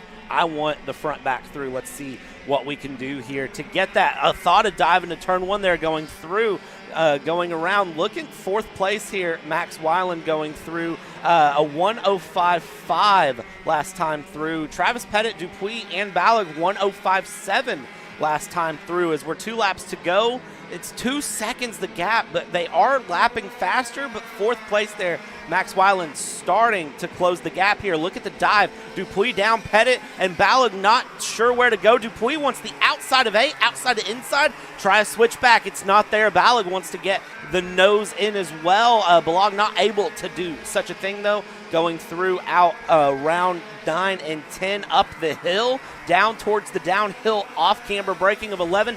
Big defense there from Pettit as Dupuis comes around through 11 again. And like I said, I think Dupuis said, okay, you've had your fun, now give me my lead back. And Pettit said, no. I'm going to get the win today. He's going to cover low here, but there's all those rocks on the inside, and now Max Weiland side by side almost with his former teammate in Gabriel Balog. Balog now knows he's there. Look at the dust kicked up on the inside of the track as Dupuis sends it into one and gets the lead back from Pettit. On the outside is Weiland. He'll have to tuck in a big over-under. He gets the nose down low on Balog. Here's Golset now to the inside. They're all going to get jammed up for third. Antonino underneath all of them. He'll get fourth. Here's Malka to the inside for fifth. Ryan Morn is there. Santian is there. And it's going to be a mano-a-mano fight now. Down the run to 8.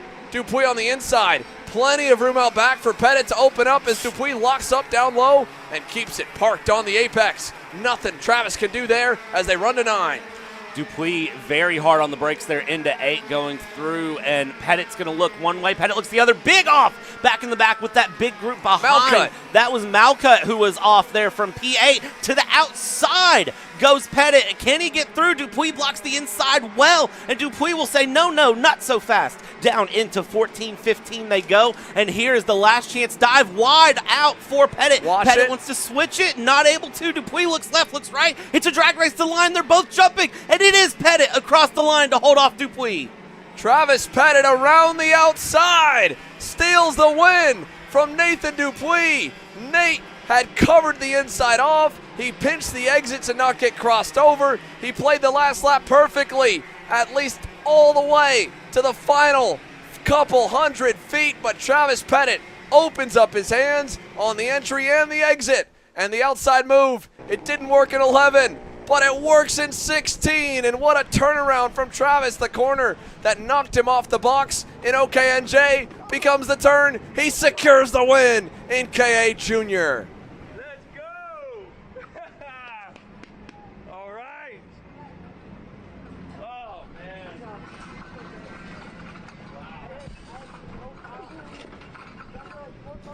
Travis Pettit, what a run from 9th on the grid to P1. What a last lap battle there with Nate Dogg. How'd you get it done? Well, I mean, I didn't defend enough, which is all right. But, yeah, coming to the last lap or last corner, kind of set him up, and, yeah, I just got it out, and it was a drag race to the line. How cool of a year has this been for you? I mean, ever since getting like that first national win in junior, you back-to-backed it. Seems like every weekend you've been a front runner. How cool has this year been for you? Oh, it's been awesome, and it's not the only one. There's going to be more. Who do you want to thank for this win? I want to thank my dad, my family, especially my mom and dad, my family, Switch Racing Engines.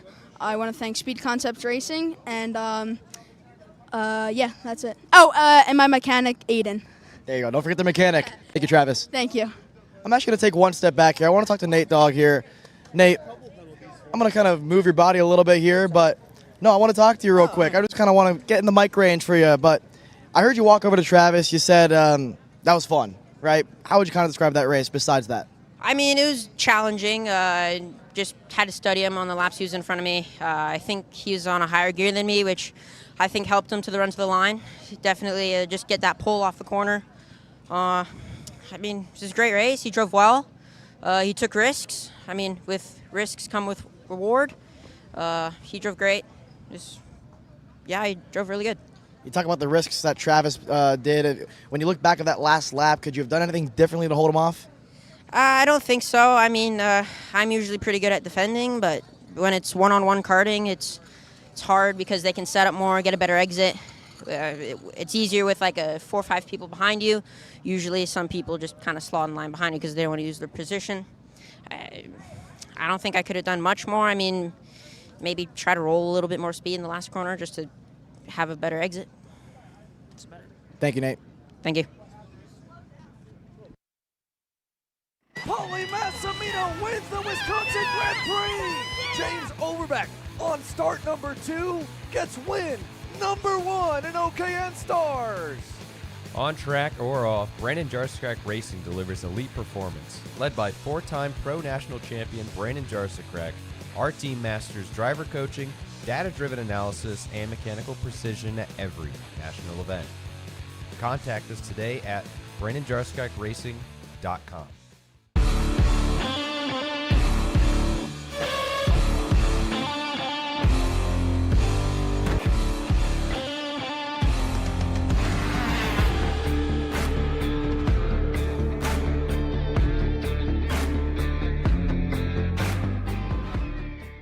you stuck with your kart racing? Not sure of the ideal kart setup? Or going to a track for the first time? Well, Kart Class has the answers for you. Our online portal has a wealth of experience and knowledge to help your kart racing. From kart setup advice to track guides that are targeted specifically to your circuit, or the driver coaching aspect with mindset, racecraft and driving techniques. If you want to take your karting to the next level, visit us at kartclass.com.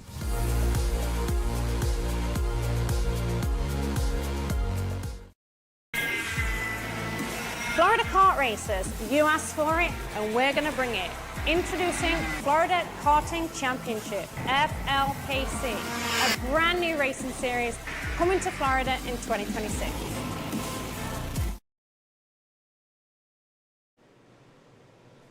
Engines have fired for the Swift Stars drivers for their main event. It's our second to last race session of the day. For 2 more 14 minutes plus 2 lap mains on the day, and they should be barn burners for sure. KA Stars will close us out with the biggest grid on the weekend, over the 228 entries, 41 of them coming from KA Stars and 19 of them from right here with Swift Stars. Jaden Francisco and Maxwell Macha make up your front row.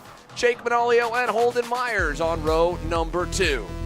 From there, we're going to go Cameron Johnson, the 111 in P number 5, and Enzo De Janeiro in 6. Paxton Romero and Nicholas Mose making up your 4th row here on the grid.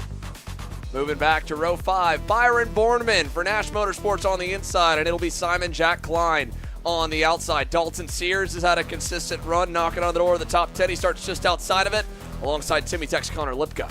From there, Bryson Scales and Kai Park will find out where 13th and 14th can end up. If it's anything like the other runs, it could be very far up the field. And then Lane Tickpin and Eo Wojciechowski in P16, Zemninsky in 17th, Dominic Gaddis in 18th, and last of the field is Hadru Nemeth III, the 144 kart. We'll find P19 and try to look for a run, as it looks like we're having issues already. Enzo De Janeiro has stalled it. Looks like he was able to quickly refire it, but the motor's a bit bogged down.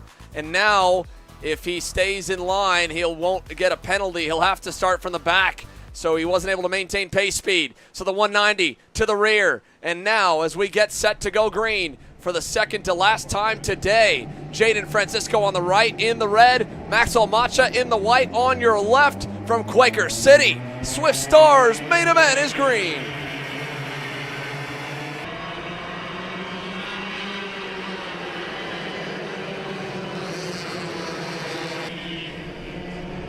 Great start, looking pretty in pink as per usual for Jaden Francisco, as now the eyes shift here through the field. His teammate Jake Manolio able to get away into second, Maxwell Macha to third, Holden Myers into 4th, a little gap to Cameron Johnson there on the Franklin Motorsports Merlin in 5th as we go side by side for second. Macha quick to split the teammates apart. Myers going to give him some help and he'll follow him through.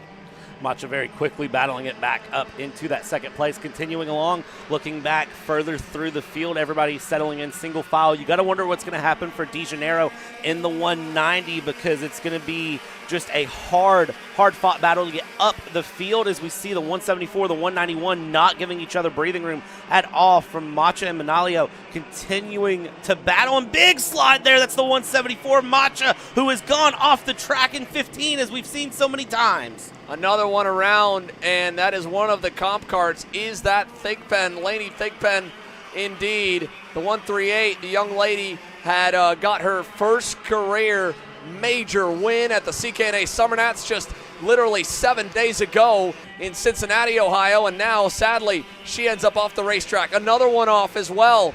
That is maybe Nicholas Mose on the OKP Kart Republic going wide in turns 2 and 3. So up front, not too much craziness, but a lot further back, and really the chain reaction, whether it was all together or not, started with Maxwell Macha falling backwards with a mistake out of 15. So now he finds himself right on the bumper of Paxton Romero, back in 6th. Yeah, and it's going to be a long race for Macha here. Again, 14 minutes plus 2 laps. As somebody is well off there in the background as well going through. And that is, let's see if we can tell who that is coming through, because they are dropping all the way down the field, going around here up front. Francisco still trying to hold on. Oh, so here's a replay from last lap.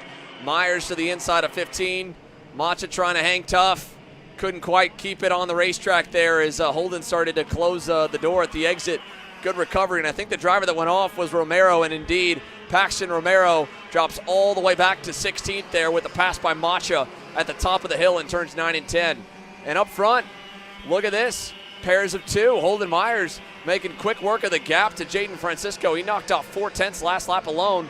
Francisco still out front, though, and then his teammate Manalio leads the next duo. Cameron Johnson on the black and orange Franklin Motorsports colors. P4, Macha 5th, Simon Jack Klein up to 6th. And Macha will be very, very hungry to get back forward here as quickly as possible. Johnson and Manalio will continue to battle it out for third. Manalio would love to have the help, though, to try to get up to take some pressure to the teammate. Jaden Francisco up front. That 130 cart looking very, very feisty in the front there with Holden Myers in second. They continue along here. Looking at some of the other carts that are kind of going through, seems like everyone is just very much trying to do what they can at the moment. Find positions here, positions there. Nobody really taking any unnecessary risk. This is a case of just battle it out and make it to the end. 10.5 minutes left to go as they cross the line. Francisco to Myers, Manalio, Johnson, Macha, top 5 coming through, and they continue to push through. And look at how the track has evolved through the day. Look at that deep black line. What's really caught me looking through is the Rhino liner has really textured up throughout the race weekend. And you'll see that again between just different parts of the surface being a bit uneven and the way the Rhino liner's laid, as we see Macha there, inside of 10. Similar moment of where he was the victim of. He goes to the opposite side of the story from going wide, trying to fight the pass on Holden Myers in 15 to now giving it to Paxton Romero in turn 10 a lap later. And he's now gotten by Cameron Johnson, so a quick recovery for Maxwell Macha back up to P4. But again, they have lost touch with the top 2 now. He was up in the pack with them. He's now a second and a half more or less away. And this group further back, this is inside the top 10 still.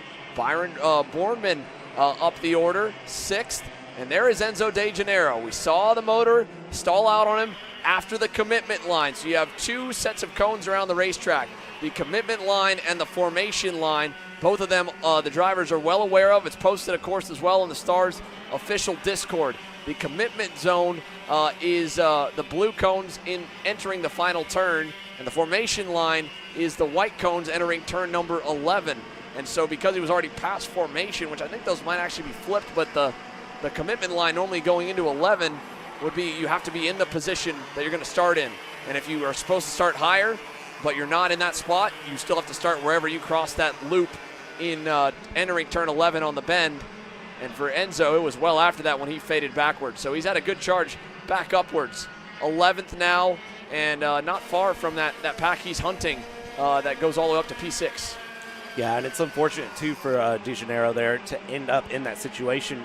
Thankfully, the kart did get going again because it was very concerning if it hadn't have there, because that would have been a mechanical failure. A DNS did not start going through, but was able to hold on through. Looking across the line here, Francisco Myers, 1st, 2nd, Macha able to get up into 3rd, and Manalio up into 4th there. Lipka and Bornman swapping positions for P6, P7, and Johnson in the FMS kart just holding on there in 5th, not letting anyone ahead, but not dropping behind either, and keeping the dream alive at the moment in that P5 with about a second gap up to 4th, a few seconds behind to P number 6. Look at this swarm of karts coming out of turn 7. This is starting out with P6 of Lipka. This is Lipka, Bornman, Jack Klein, Gaddis, the 4 karts currently on your screen battling through turn 8, and they are not really helping each other. They're really kind of fighting here, looking and trying to make decisions of what they want to do here. 7.5 minutes to go.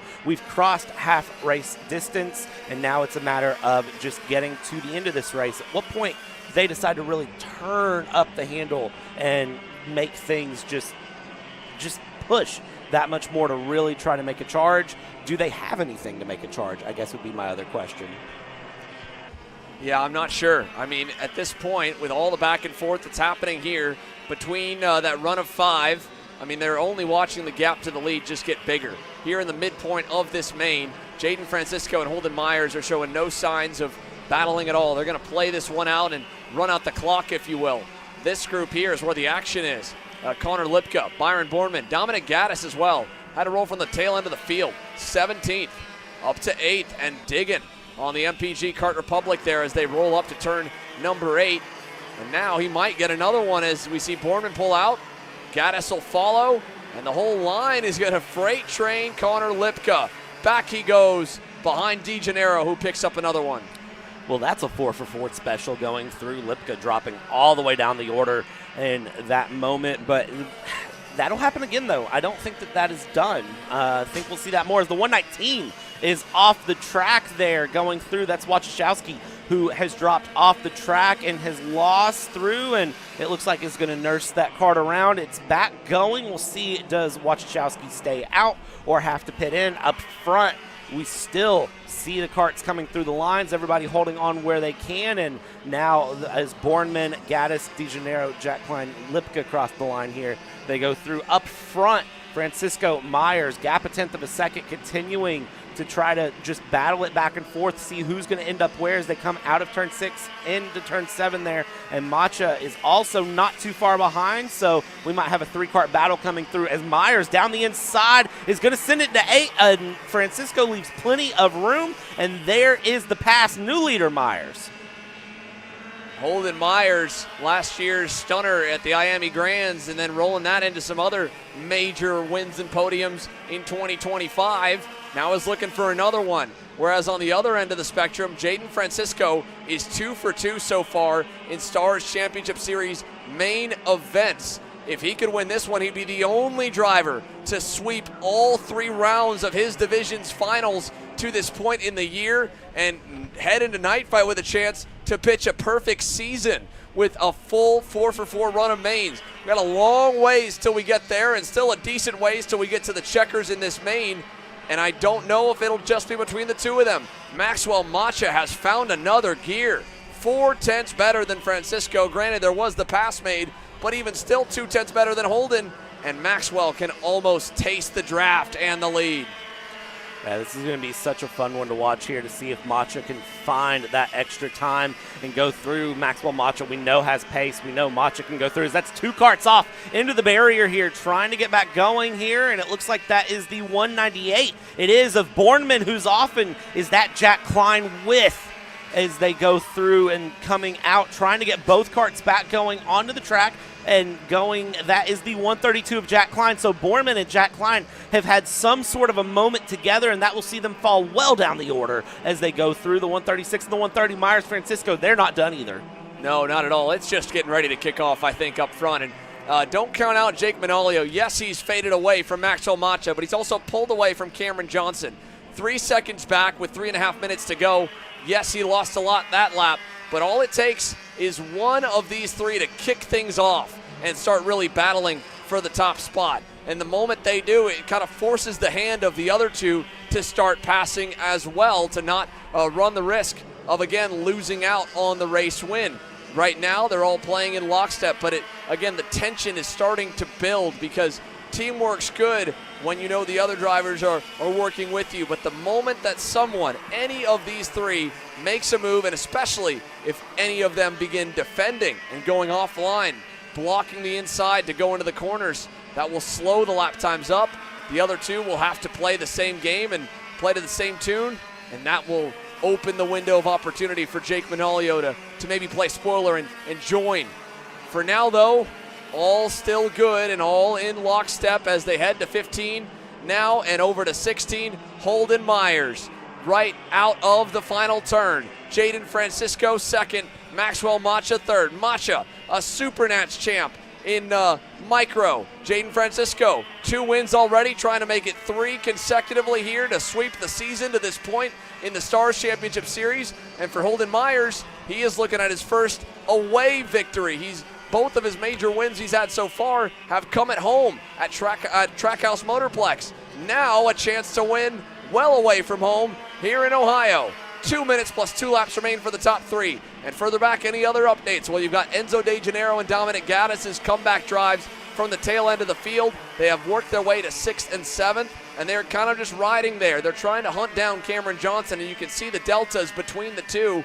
Both of those drivers are essentially up 10 spots apiece, with DeGennaro's original grid position not getting to be used with the motor stalling going into 16. But Cameron Johnson's all by himself. So those two are right together. They're 2.5 back as of last time by to Cameron Johnson in the 5th spot. Connor Lipka runs in the 8th position. Dalton Sears in 9th. And Paxton Romero, after the big off he had fighting with Maxwell Macha, has rebounded to 10th. But it looks like that will be about all she wrote for the 155 Bennick driver, as he's got Kai Park about a half second back with Bryson Scales. That kind of 3-pack there, 10th, 11th, and 12th. Minute 10 to go. Minute 10 to go here. Plenty of things. Oh, we've had a change for second here. Francisco Macha have swap positions here, and this is going to be one of those that I don't know how this will play out, because here's the thing. 60 seconds left to go. It takes about 68 seconds to get through a lap. So in theory, the timer won't end before they complete this lap. So we'll have this plus some extra time or extra laps to go. Let's see what happens here as we have a replay here on the right-hand side. This is how the pass was made for P2 there between Macha and Francisco. And you can see there the dive being made very early in the lap there into turn 2 as we see side by side for the lead coming to fruition. Maxwell Macha's got a lot of speed in that Parolin. I mean, he tracked these two down as they were working together by himself. And to have a run without the driver defending or going offline as Holden goes off. Holden Myers goes off in 16 trying to keep up with Maxwell Macha, and a mistake out of the 136 opens the door for Francisco to get by. And it also opens the door now for Maxwell to open up the throttle with no pressure. The gap probably around maybe 6/10, pushing 7. And for Maxwell, tracking these two down from way back on his own. It looked like for a moment when he got there he was going to be stuck in the draft and have to battle with these two, but he's got a chance. A slim one, but a chance at that to break the draft and pull away. Let's see. Through turn 8, you saw Myers give a little shove to Francisco. They're not giving up. They're going to try and get back to him. And as we watch Myers Francisco try to work together, there's the replay there of the 136 of Myers just overdriving out of turn 16, dipping the wheels off, and then trying to come back on track, dropping into third again, but able to get right back on the back though of Francisco as the time has clicked off. 2 laps to go when they cross the line. They will get the signal for, and let's see how this battles along here as Macha is going to try to open up time here, try to get a run, and we'll come across the line. 2 to go is the signal from the flag man. Both sticks up and just waving them through, and gap was just 5.5 tenths going across the line. But that is an eternity in the karting world, but it is also just close enough for the draft to possibly play in here on 7 to 8. And since it's this lap plus one more, I wouldn't be surprised a bit if Francisco Myers can catch Macha, but it's one thing to catch, it's another to pass. It's going to be a hard-fought battle to really get through. Final run on this lap here into 8. It'll be the final lap next time around. 13 laps logged. Maxwell Macha, a moment in turn 8 earlier on. Took him out a second, dropped him to 6th. He had to claw his way back to the front. Jaden Francisco and Holden Myers played it as good as you could coach it, to just stay in line and push and work together and try to get further and further away from the field, but still they could not keep the gap back to Macha. And as they go to the last turn here, he is hooked up. You see the second and third place Kart struggling through the rubber in that final hairpin. Maxwell's Parolin rolls through it beautifully, and the white flag waves now with a 7/10 gap back to Francisco.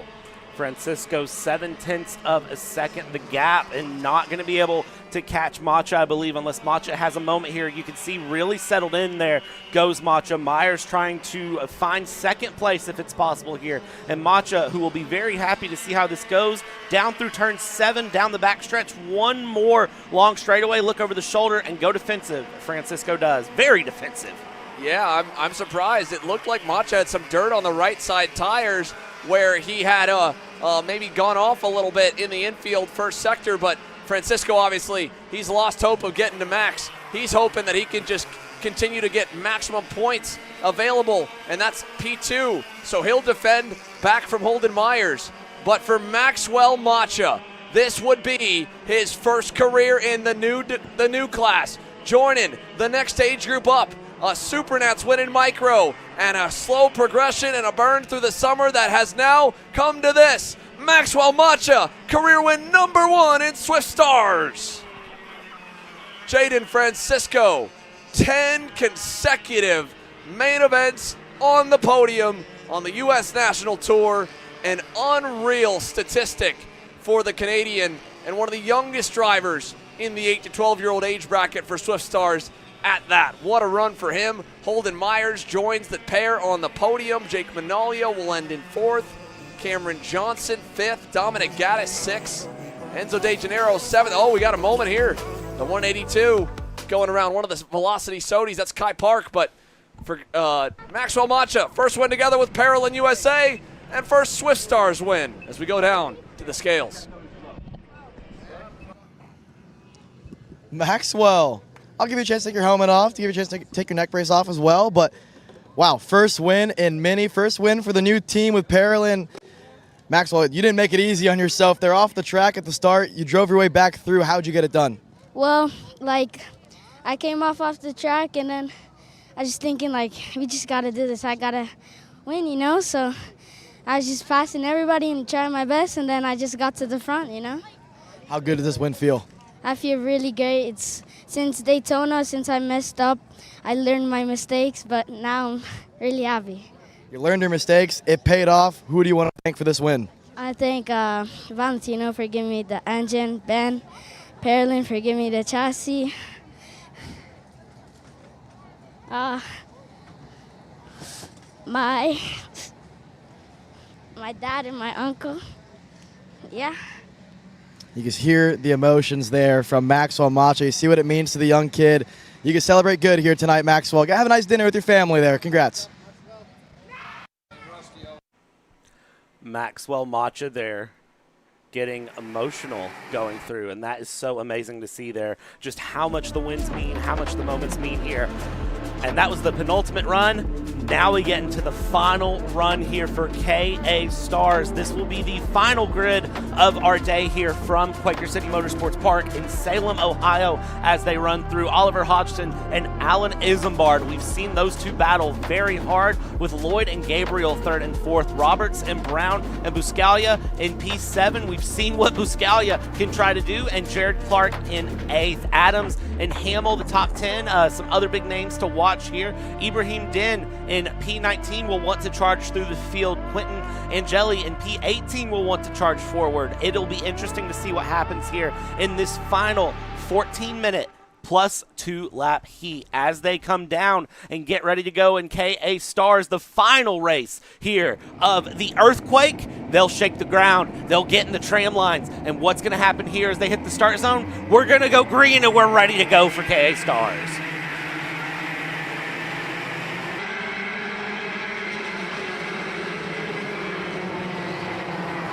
And that's a big off there in the middle of the pack going through, but able to keep it going for everyone else as they come down. All carts continue forward. It's just a run through, a little bit of lawn work going on here, getting things ready for the week here in Salem, Ohio. And up front, everything will continue as it was. Couple carts running wide off of 7. You see a couple of guys going defensive, couple of swerves in the mid-pack as they come through, but everyone able to hold on as best as they can into turn 8, side by side, further down in the pack. They go, and going into turn 9, they'll continue along, but up front, it is just as it was, holding along Hodgson up front with Isambard in 2nd place, trying to battle through. And that is Colin Lloyd, actually. Isambard has dropped down the order. Colin Lloyd was able to get a good run off the start. My apologies to Colin Lloyd as he comes through. Isambard there in 3rd, actually. And it is going to be Davin Roberts, the 915, finding 4th as they cross the line. New leader, Colin Lloyd to the point there with a move in turn 1 at the end of lap number 1 as we start on lap number 2 for the main event here in KA Stars. 12.5 minutes plus 2 laps to go. Time to settle in, boys and girls. Here we are for our 41 driver field, and they are out and away here through turn number 7. Coming out of 7. Down the back stretch, looking over the shoulder. There goes Lloyd, because here comes Hodgson again down the inside into 8. And watch out for Isambard, who wants to try to make a move as well. Going there single file through. Isambard wanted the move. Lloyd got the lead through turn 1, now has to give the lead back through turn 8. Now what's going to happen into turn 11? Well, I'll tell you what, I don't know how defensive you can go, and side by side, Roberts and Gabriel for 5th place as they're going to sort things out there. Gabriel will end up ahead, continuing to battle through. Down the inside, we're going to go again for Lloyd, trying to get past Hodgson, not able to. Isambard there in 3rd, a little bit of wiggle from the bodywork on the front there above the bumper, but no harm, no foul, continuing through, crossing the line, and let's see what Gabriel there in that blue cart can find as he's going to go through. So Mick Gabriel said he felt really good about his piece after the pre-final, charging up through the field and now really making a serious appearance at the front, at the forefront of it all. And then as well, going all the way back to the end of this pack, it really ends back at Chase Adams and even Talon Laney having a fantastic run. Both of them higher than they've been all season. Best run so far of their young careers as Oliver Hodgson starts to park it for the lead up front. Behind him there, Jared Clark falling back from 8th to 10th here, so we're down to 7 in the main pack, ended off by Andrew Hamill in the DPC X-Prix. And continuing to watch the battles develop into turn 11, the top 4 here, all just stuck together like glue, and it's just a matter of, well, who's going to put the glue dissolver in, who's going to really mix this up, who is going to come up with it going through. There's a dive down the inside from the 921 of Brown to get past the 915 of Roberts. That's a move up for 5th. Top 4 staying as they were, but Brown up through and Roberts down into 6th. They'll come through around down through turn 2, turn 3, and everyone's settling in here. 10.5 minutes left to go. They're going to know that this is a long race, but I tell you what, I don't think they really care right now. They know this is the final chance that anyone has on track to have good runs. They're going to be doing what they can when they can to make passes through. As somebody runs wide there out of turn 6. Henry Taylor on the Timmy Tech Comp Cart wide out of turn number 6 there.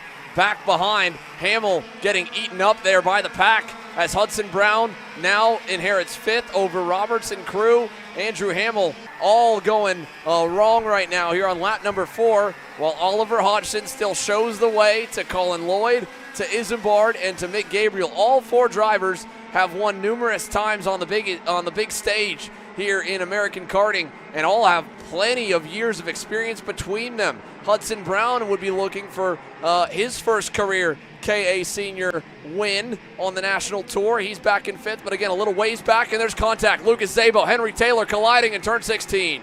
And that's a big off there. You can see the immediate emotion reaction, helmet into the steering wheel. That is always the sign for a driver that is heartbreak going through out of the final corner. And that is a place where we've seen passes be made, passes be attempted, and moments of contact happen there. Look at 5th place here of Brown, looking back to Roberts, and Roberts just pointing straight forward. They all want to try to catch this top 4 as the gap has opened up to a second between 4th and 5th. They want to get things moving a bit more if they can. They want to close things up as behind them going out of the top 10, it's just absolute fight night everywhere. Fight night, of course, not for 2 months, but here in Earthquake, they're fighting it out now to end the Sunday. Indeed they are. 8 minutes, 40 seconds to go, plus 2 laps. That gap from 5th up to the top 4 could tighten up quickly if they stay in tow now, but it'll be a little bit bigger now with that pass made for P5. So Oliver Hodgson setting the pace right now on the Macron Motorsports Comp Cart, and now it's Davin Roberts' turn to try and lead the charge toward the leaders, but up to 2 seconds. They lost 8 tenths on that lap as we see another one off in turn 9, that I believe is Will Steele, one of the Trinity Karting Group Bureau Arts. And indeed, there he is off to the side as the leaders exit 7 and head down the backstretch. Here's the midfield. 5th on back to about maybe 14th, and Mick Gabriel with a rare mistake out of 7 as Colin Lloyd goes to the lead with help from Isambard, overshoots it a bit. Isambard gets them both in turn 8. Isambard with a great read there to the inside, realizing that it was a bit of a run there from Lloyd and a little bit too much of a run from Lloyd as Gabriel sits in 4th, and now down the inside goes Lloyd. Lloyd will repay the favor to Isambard, said, thank you for holding first place, keeping it warm. I'd like it back now. And Lloyd will get his way back forward here as Isambard will settle into 2nd. 3rd place, Hodgson still looking for something. 4th place, Gabriel. Now here's the thing that Roberts needs. He needs them to fight more. He needs these 4 to fight more, to let him reel things in as they go through. I see meatball flags being waved. Yeah, that is for one driver in the middle of it, and I believe it's for Hudson Brown. Look at the 921's right rear bumper. It's starting to drag, and they must feel like that bumper is fully disconnected from the frame rail and starting to expose the rear tire, and indeed it is. You can see it wagging there just ahead of Andrew Hamill. A heartbreaker here for Hudson Brown. He just looked over his shoulder. He sees it, and I think you're probably going to see him probably bail out of line here in a moment. He's going to be headed for the scale line. Meanwhile, Isambard back to the lead again. Lloyd back to third. Hodgson up into second in the mix as well. Now let's see if this is another favor of Hayden to turn 11, as Isambard was able to get the lead again. And Isambard would love to have everyone work together here and break away from third place here if he could, of Hodgson and going through and around, or sorry, of Lloyd in third, try to break away here, and it doesn't look like that is going to be the case as we continue to see these four really duke things out going through. Now they cross the line, and you will see again, I believe, a signal being given. Meatball flag for the 921. Brown will need to peel out of line this time through, and you can see he does peel out of line. He will get away, and the driver on the gold cart, unfortunately, giving the point buys to everyone. That is his weekend over. That is his Sunday done. And for the 921, that rear bumper proving to break the heart there of him. Exit stage left, sadly, for the gold cart of Hudson Brown. He had an outside shot to be able to get onto the championship podium. This will be a drop round for him, and when the drops get factored in, only being fifth coming in, I have to imagine it wasn't the best opening 2 rounds either. So, as they roll out of turn number 10, Alan Isambard, Oliver Hodgson, Colin Lloyd, Mick Gabriel, another one off. That's the 912, as there was a move looking to be made for the lead as well. So it's one of the JHED cars that has gone around. That driver was running 26, John Main. So Hodgson to the lead, Isambard to second, and another one gone. 2 gone in this lap alone, Hudson Brown and John Main. We're hitting 5 minutes to go here. Diving to turn 1. This you don't see every day. Isambard goes through, and a rare moment there for Lloyd as Lloyd runs off. Hodgson. Going through. Hodgson off. My apologies. Going off there as Lloyd continues to fight through. Gabriel now up into third, and the patience from Gabriel showing to pay off. Has now worked up into third, and let's see if Hodgson can get back through as Isambard very quickly showing the feistiness coming through. Looks over the shoulder, tucks the helmet down, is looking to get more pace here into 8, leaves no doors open, and into turn 8 will hold through the Sodi cart there of Lloyd. Would love to get a run and try to get back up front. These 3 will start swapping positions now. Gabriel will find himself in a weird mixed moment where he's been sitting in 4th, just letting the top 3 duke it out, and is now going to go through. Here's Isambard and Hodgson on the side-by-side. You can see there the 927 of Hodgson just sliding through 1, getting out into the dirty part of the track, and unfortunately that is all it took there to really kind of set things off. Yeah, again, I mean, you're just hanging on for dear life, going offline at certain points where the main groove has been narrowed up tremendously. And so Oliver Hodgson now losing a lot of ground in this last lap around, just trying to clean those tires back off and reset. The good news for him, there's still 2 more drivers happy to challenge Alan Isambard and bring the fight back to him. So the 927 crossing the line 7/10 away. He's still technically getting a little sniff of the draft off the back of Mick Gabriel, but he'll need, again, a move or 2. And you're not getting it right now from Colin Lloyd.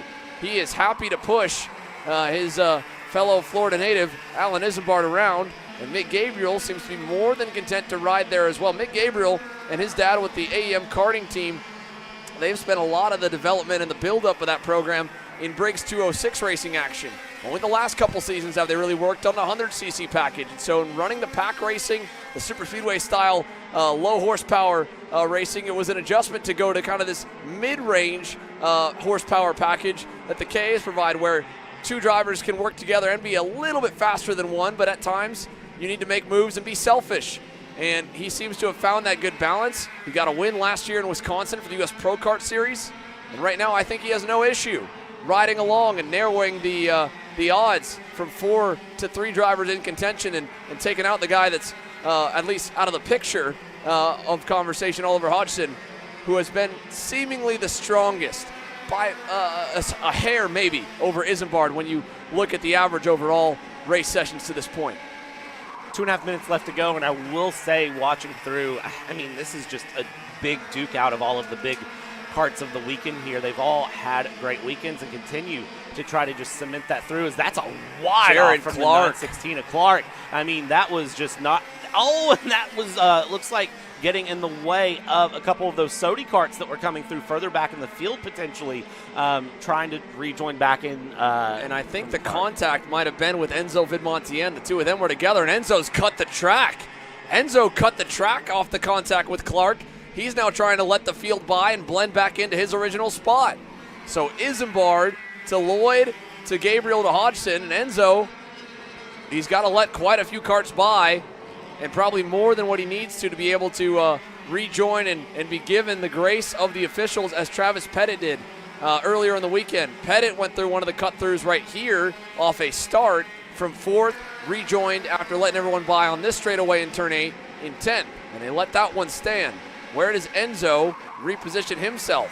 He's trying to let that main group by. Roberts and crew. He'll let the next two go. He blends here. Again, that's roughly where he went off at, battling for 9th. The question will be, is that enough? 916 off here. Is that again? Second lap in a row for Jared Clark, or is that? Yeah, that is live right there. Jared Clark's second consecutive lap with an off in turn 8. And that is that trouble spot now has plagued him. What was already bad with the moment earlier that knocked him down to midway through the field, 14th at the line. Now he's going to be buried, maybe outside the top 20. Yeah, unfortunately for Clark, I mean, you know, you kind of end up in that position, and when you do that wrong once, it's frustrating. You kind of get in your own head, and I almost wonder if he doesn't get in his own head the second time and just kind of compound that run through. 35 seconds on the clock. We can call this 3 to go here as Isambard is up front. The 961 of Lloyd right behind, trying to look through. Isambard starting to go defensive here, going about midway down the straightaway in the width and then swinging back around to get back straight for turn 8. Now coming through, Lloyd just staying behind there. Gabriel has lost touch with these two and will be settled into 3rd. The question for me at that point is the 927 of Hodgson, will he be able to close up to get in to P3 and try to get on the podium places for KA Stars? He's certainly going to try it. We'll see how it plays out. Timer's officially gone here, and we'll cross the line, get the 2 to go signal here as they cross through, and these 4 kind of starting to accordion. If there's anything to give for Gabriel, this is a good time to do it. Try to get your win. Yeah, this is the moment. You've got to dig deep and find a little more, because he started to fade, like you said. That lap was a good testament to it. Back on the money, a 105.1, matching the pace of Isambard. Hodgson just pulled a 64.97, by the way, though. 0.2 faster than the leader, 0.3 better than Lloyd. He's there again. He needs still some movement. He's not getting it at the moment from Lloyd, but now we'll see it as Isambard makes the first bid. Down to the inside to defend as we got another one off. James Brassel, same corner as the pre-final. Turn 3, bites him here with 2 to go. 2 to go here, going through. Brassel off, but up front, everybody continuing to push, and that accordion effect really making itself known here. Up front, there's the pass for the lead. Lloyd going to the inside into turn 11. Isambard running outside there will let this go for the moment. Lloyd able to get up into the lead here. Can he hold on is the question, and this might let Gabriel get into the mix. Gabriel getting a little bit of curb there through 14, looking for a dive through. Nobody's able to get a pass back, and across the line it will be Lloyd leading. White flag this time by, trying to hold things through. Hodgson able to get to 3rd ahead of Gabriel, so now he's close again. Alan Isambard needs to regroup really quickly and try to set up a nice run out of turn 7. Colin Lloyd leading with 1 lap to go. He has won a KA major before, but he has not yet done it for the Velocity Racing Sodi Kart crew. It was not an easy step to move into this role earlier this year. He struggled, and that's putting it lightly, but they have really found their rhythm, and now as Hodgson defends a bit for 3rd, Lloyd will just barely cover off down the inside in turn 8. It's been nearly 2 years. It's been more than 2 years, actually. 2 years and a month to the date of his first major win, or most recent major win in Salt Lake City back in 2023. Half a lap to go. Colin Lloyd down the inside into 11. Isambard, Hodgson, Gabriel. coming through out of 11, down through 14, into 15, 16. Lloyd looks over the shoulder, running wide Isambard. Isambard will try to defend through, but for Lloyd, a little wide out of the final quarter. It's a drag race down to the line. Who will get the win? And it is the victory for Colin Lloyd. Alan Isambard finding second, Hodgson in third, and Gabriel Wilcross in fourth. Mick Gabriel close. 13 thousandths the difference from second to third. Isambard and Hodgson join Colin Lloyd in the provisional podium. Davin Roberts fifth. Talon Laney, a career best, sixth on the BJRLN cart. Sam Avrutsky seventh. Chase Adams eighth. Enzo Vidmontien on officially ninth. And Quentin Angeli rounds your top 10, but Colin Lloyd's fired up. Velocity Racing Sodi on top in KA Stars.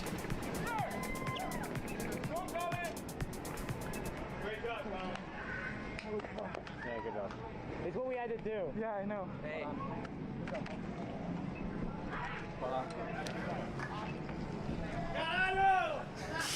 You hear the celebrations here for the Sodi Velocity Racing team. Colin Lloyd, I'll give you a chance to take your helmet off here, but it's been over 2 years in the making here since your last win on the national scene in KA Senior. Your first with Sodi. What does this mean for you? I mean, it means a lot. The work that we've done with the team, the couple months that it took to really be fast, and after 2 years of bad luck, kind of finally came back. So really happy.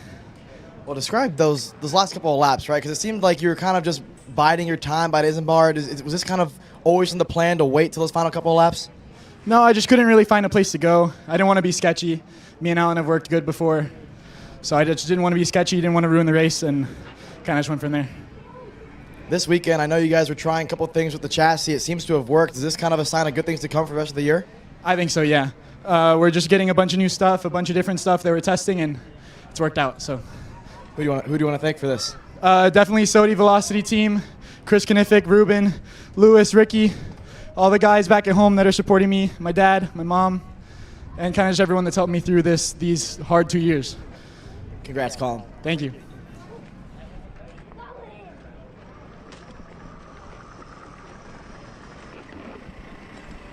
Well, there you have it from KA Stars. Colin Lloyd victorious.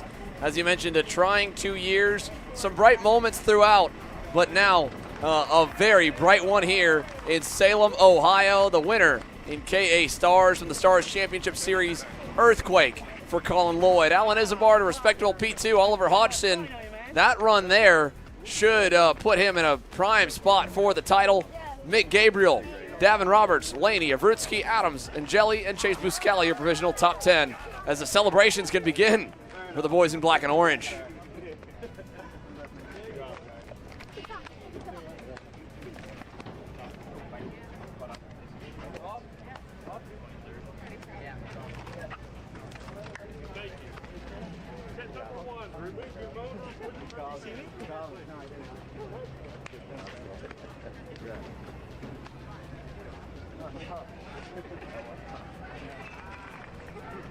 Just sit behind him and push for a while, though. You needed that little bit of space. Now I feel good on an airplane. Plus, Alan will come back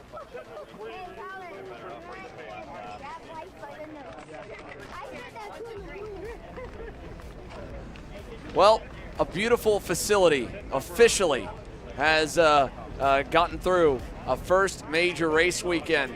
Bumps on the circuit, a couple bumps along the way, and some inclement weather to greet us yesterday afternoon, but what a beautiful sight this is here. Partly cloudy skies, sun shining here in northeastern Ohio at the conclusion of the on-track activity from round 3 of the Stars Championship Series. Bradley, your first full weekend here with us on the major tour. Final thoughts, of course, man, what a day of racing. Man, it was awesome driving up here Friday night into Ohio, not really knowing what to expect coming through, but knowing in the end it was going to be good racing all the way through, and Stars delivered. There's a reason that this championship is called the Stars Championship Series, because the Stars come out, and it's great battles all the way through. I mean, showing up yesterday morning in KA Masters, kicking things off on a Saturday warm-up, and just absolutely sending it. You know, OK in Juniors, OK in Stars, and Pro Stars. I mean, Pro Stars, we could talk about Pro Stars for probably 30 minutes if we wanted to. Just everything that went with that from the Saturday to today going through. But in the end, you know, really getting to see things develop. Some championships are clinched. Some of them, we have no clue what's going to happen to them. But we have to wait 2 months to find out, which for me is heartbreaking. I'd love to see this settle out next week, but, you know, that's not how things work. That's right. The Stars Championship Series now 3 of 4 rounds of on-track activity in the books. The finale will be under the lights at Trackhouse Motorplex for the night fight. The championship conclusion coming on the second week of September. But the Kart Chaser Summer Tour, we've got a ton of events on tap, of course.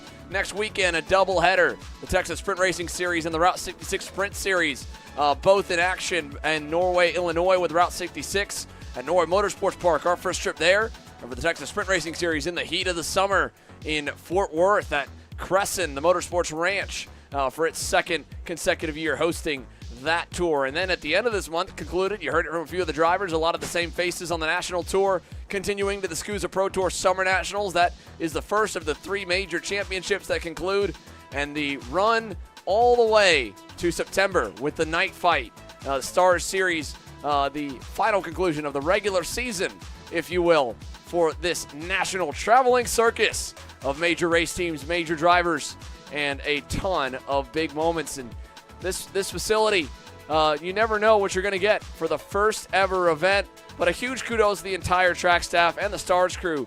So much to work through on opening weekend, and they did a phenomenal job. And so for all of us here, the incredible Kart Chaser operations, camera crew, production crew, the 228 drivers in attendance here for round number 3, the Quaker City Motorsports Park track staff, and the entire family that has welcomed us with open arms, along with all of the drivers and staff, and of course the Stars Series officials as well, for putting on another great weekend of racing. Lots of big moments, lots of hairy moments, and a few big-time wins as well. We hope you enjoyed the coverage. It continues. The press conference for the top 3 in Pro Shifter is up next, and podiums will immediately follow here from Salem.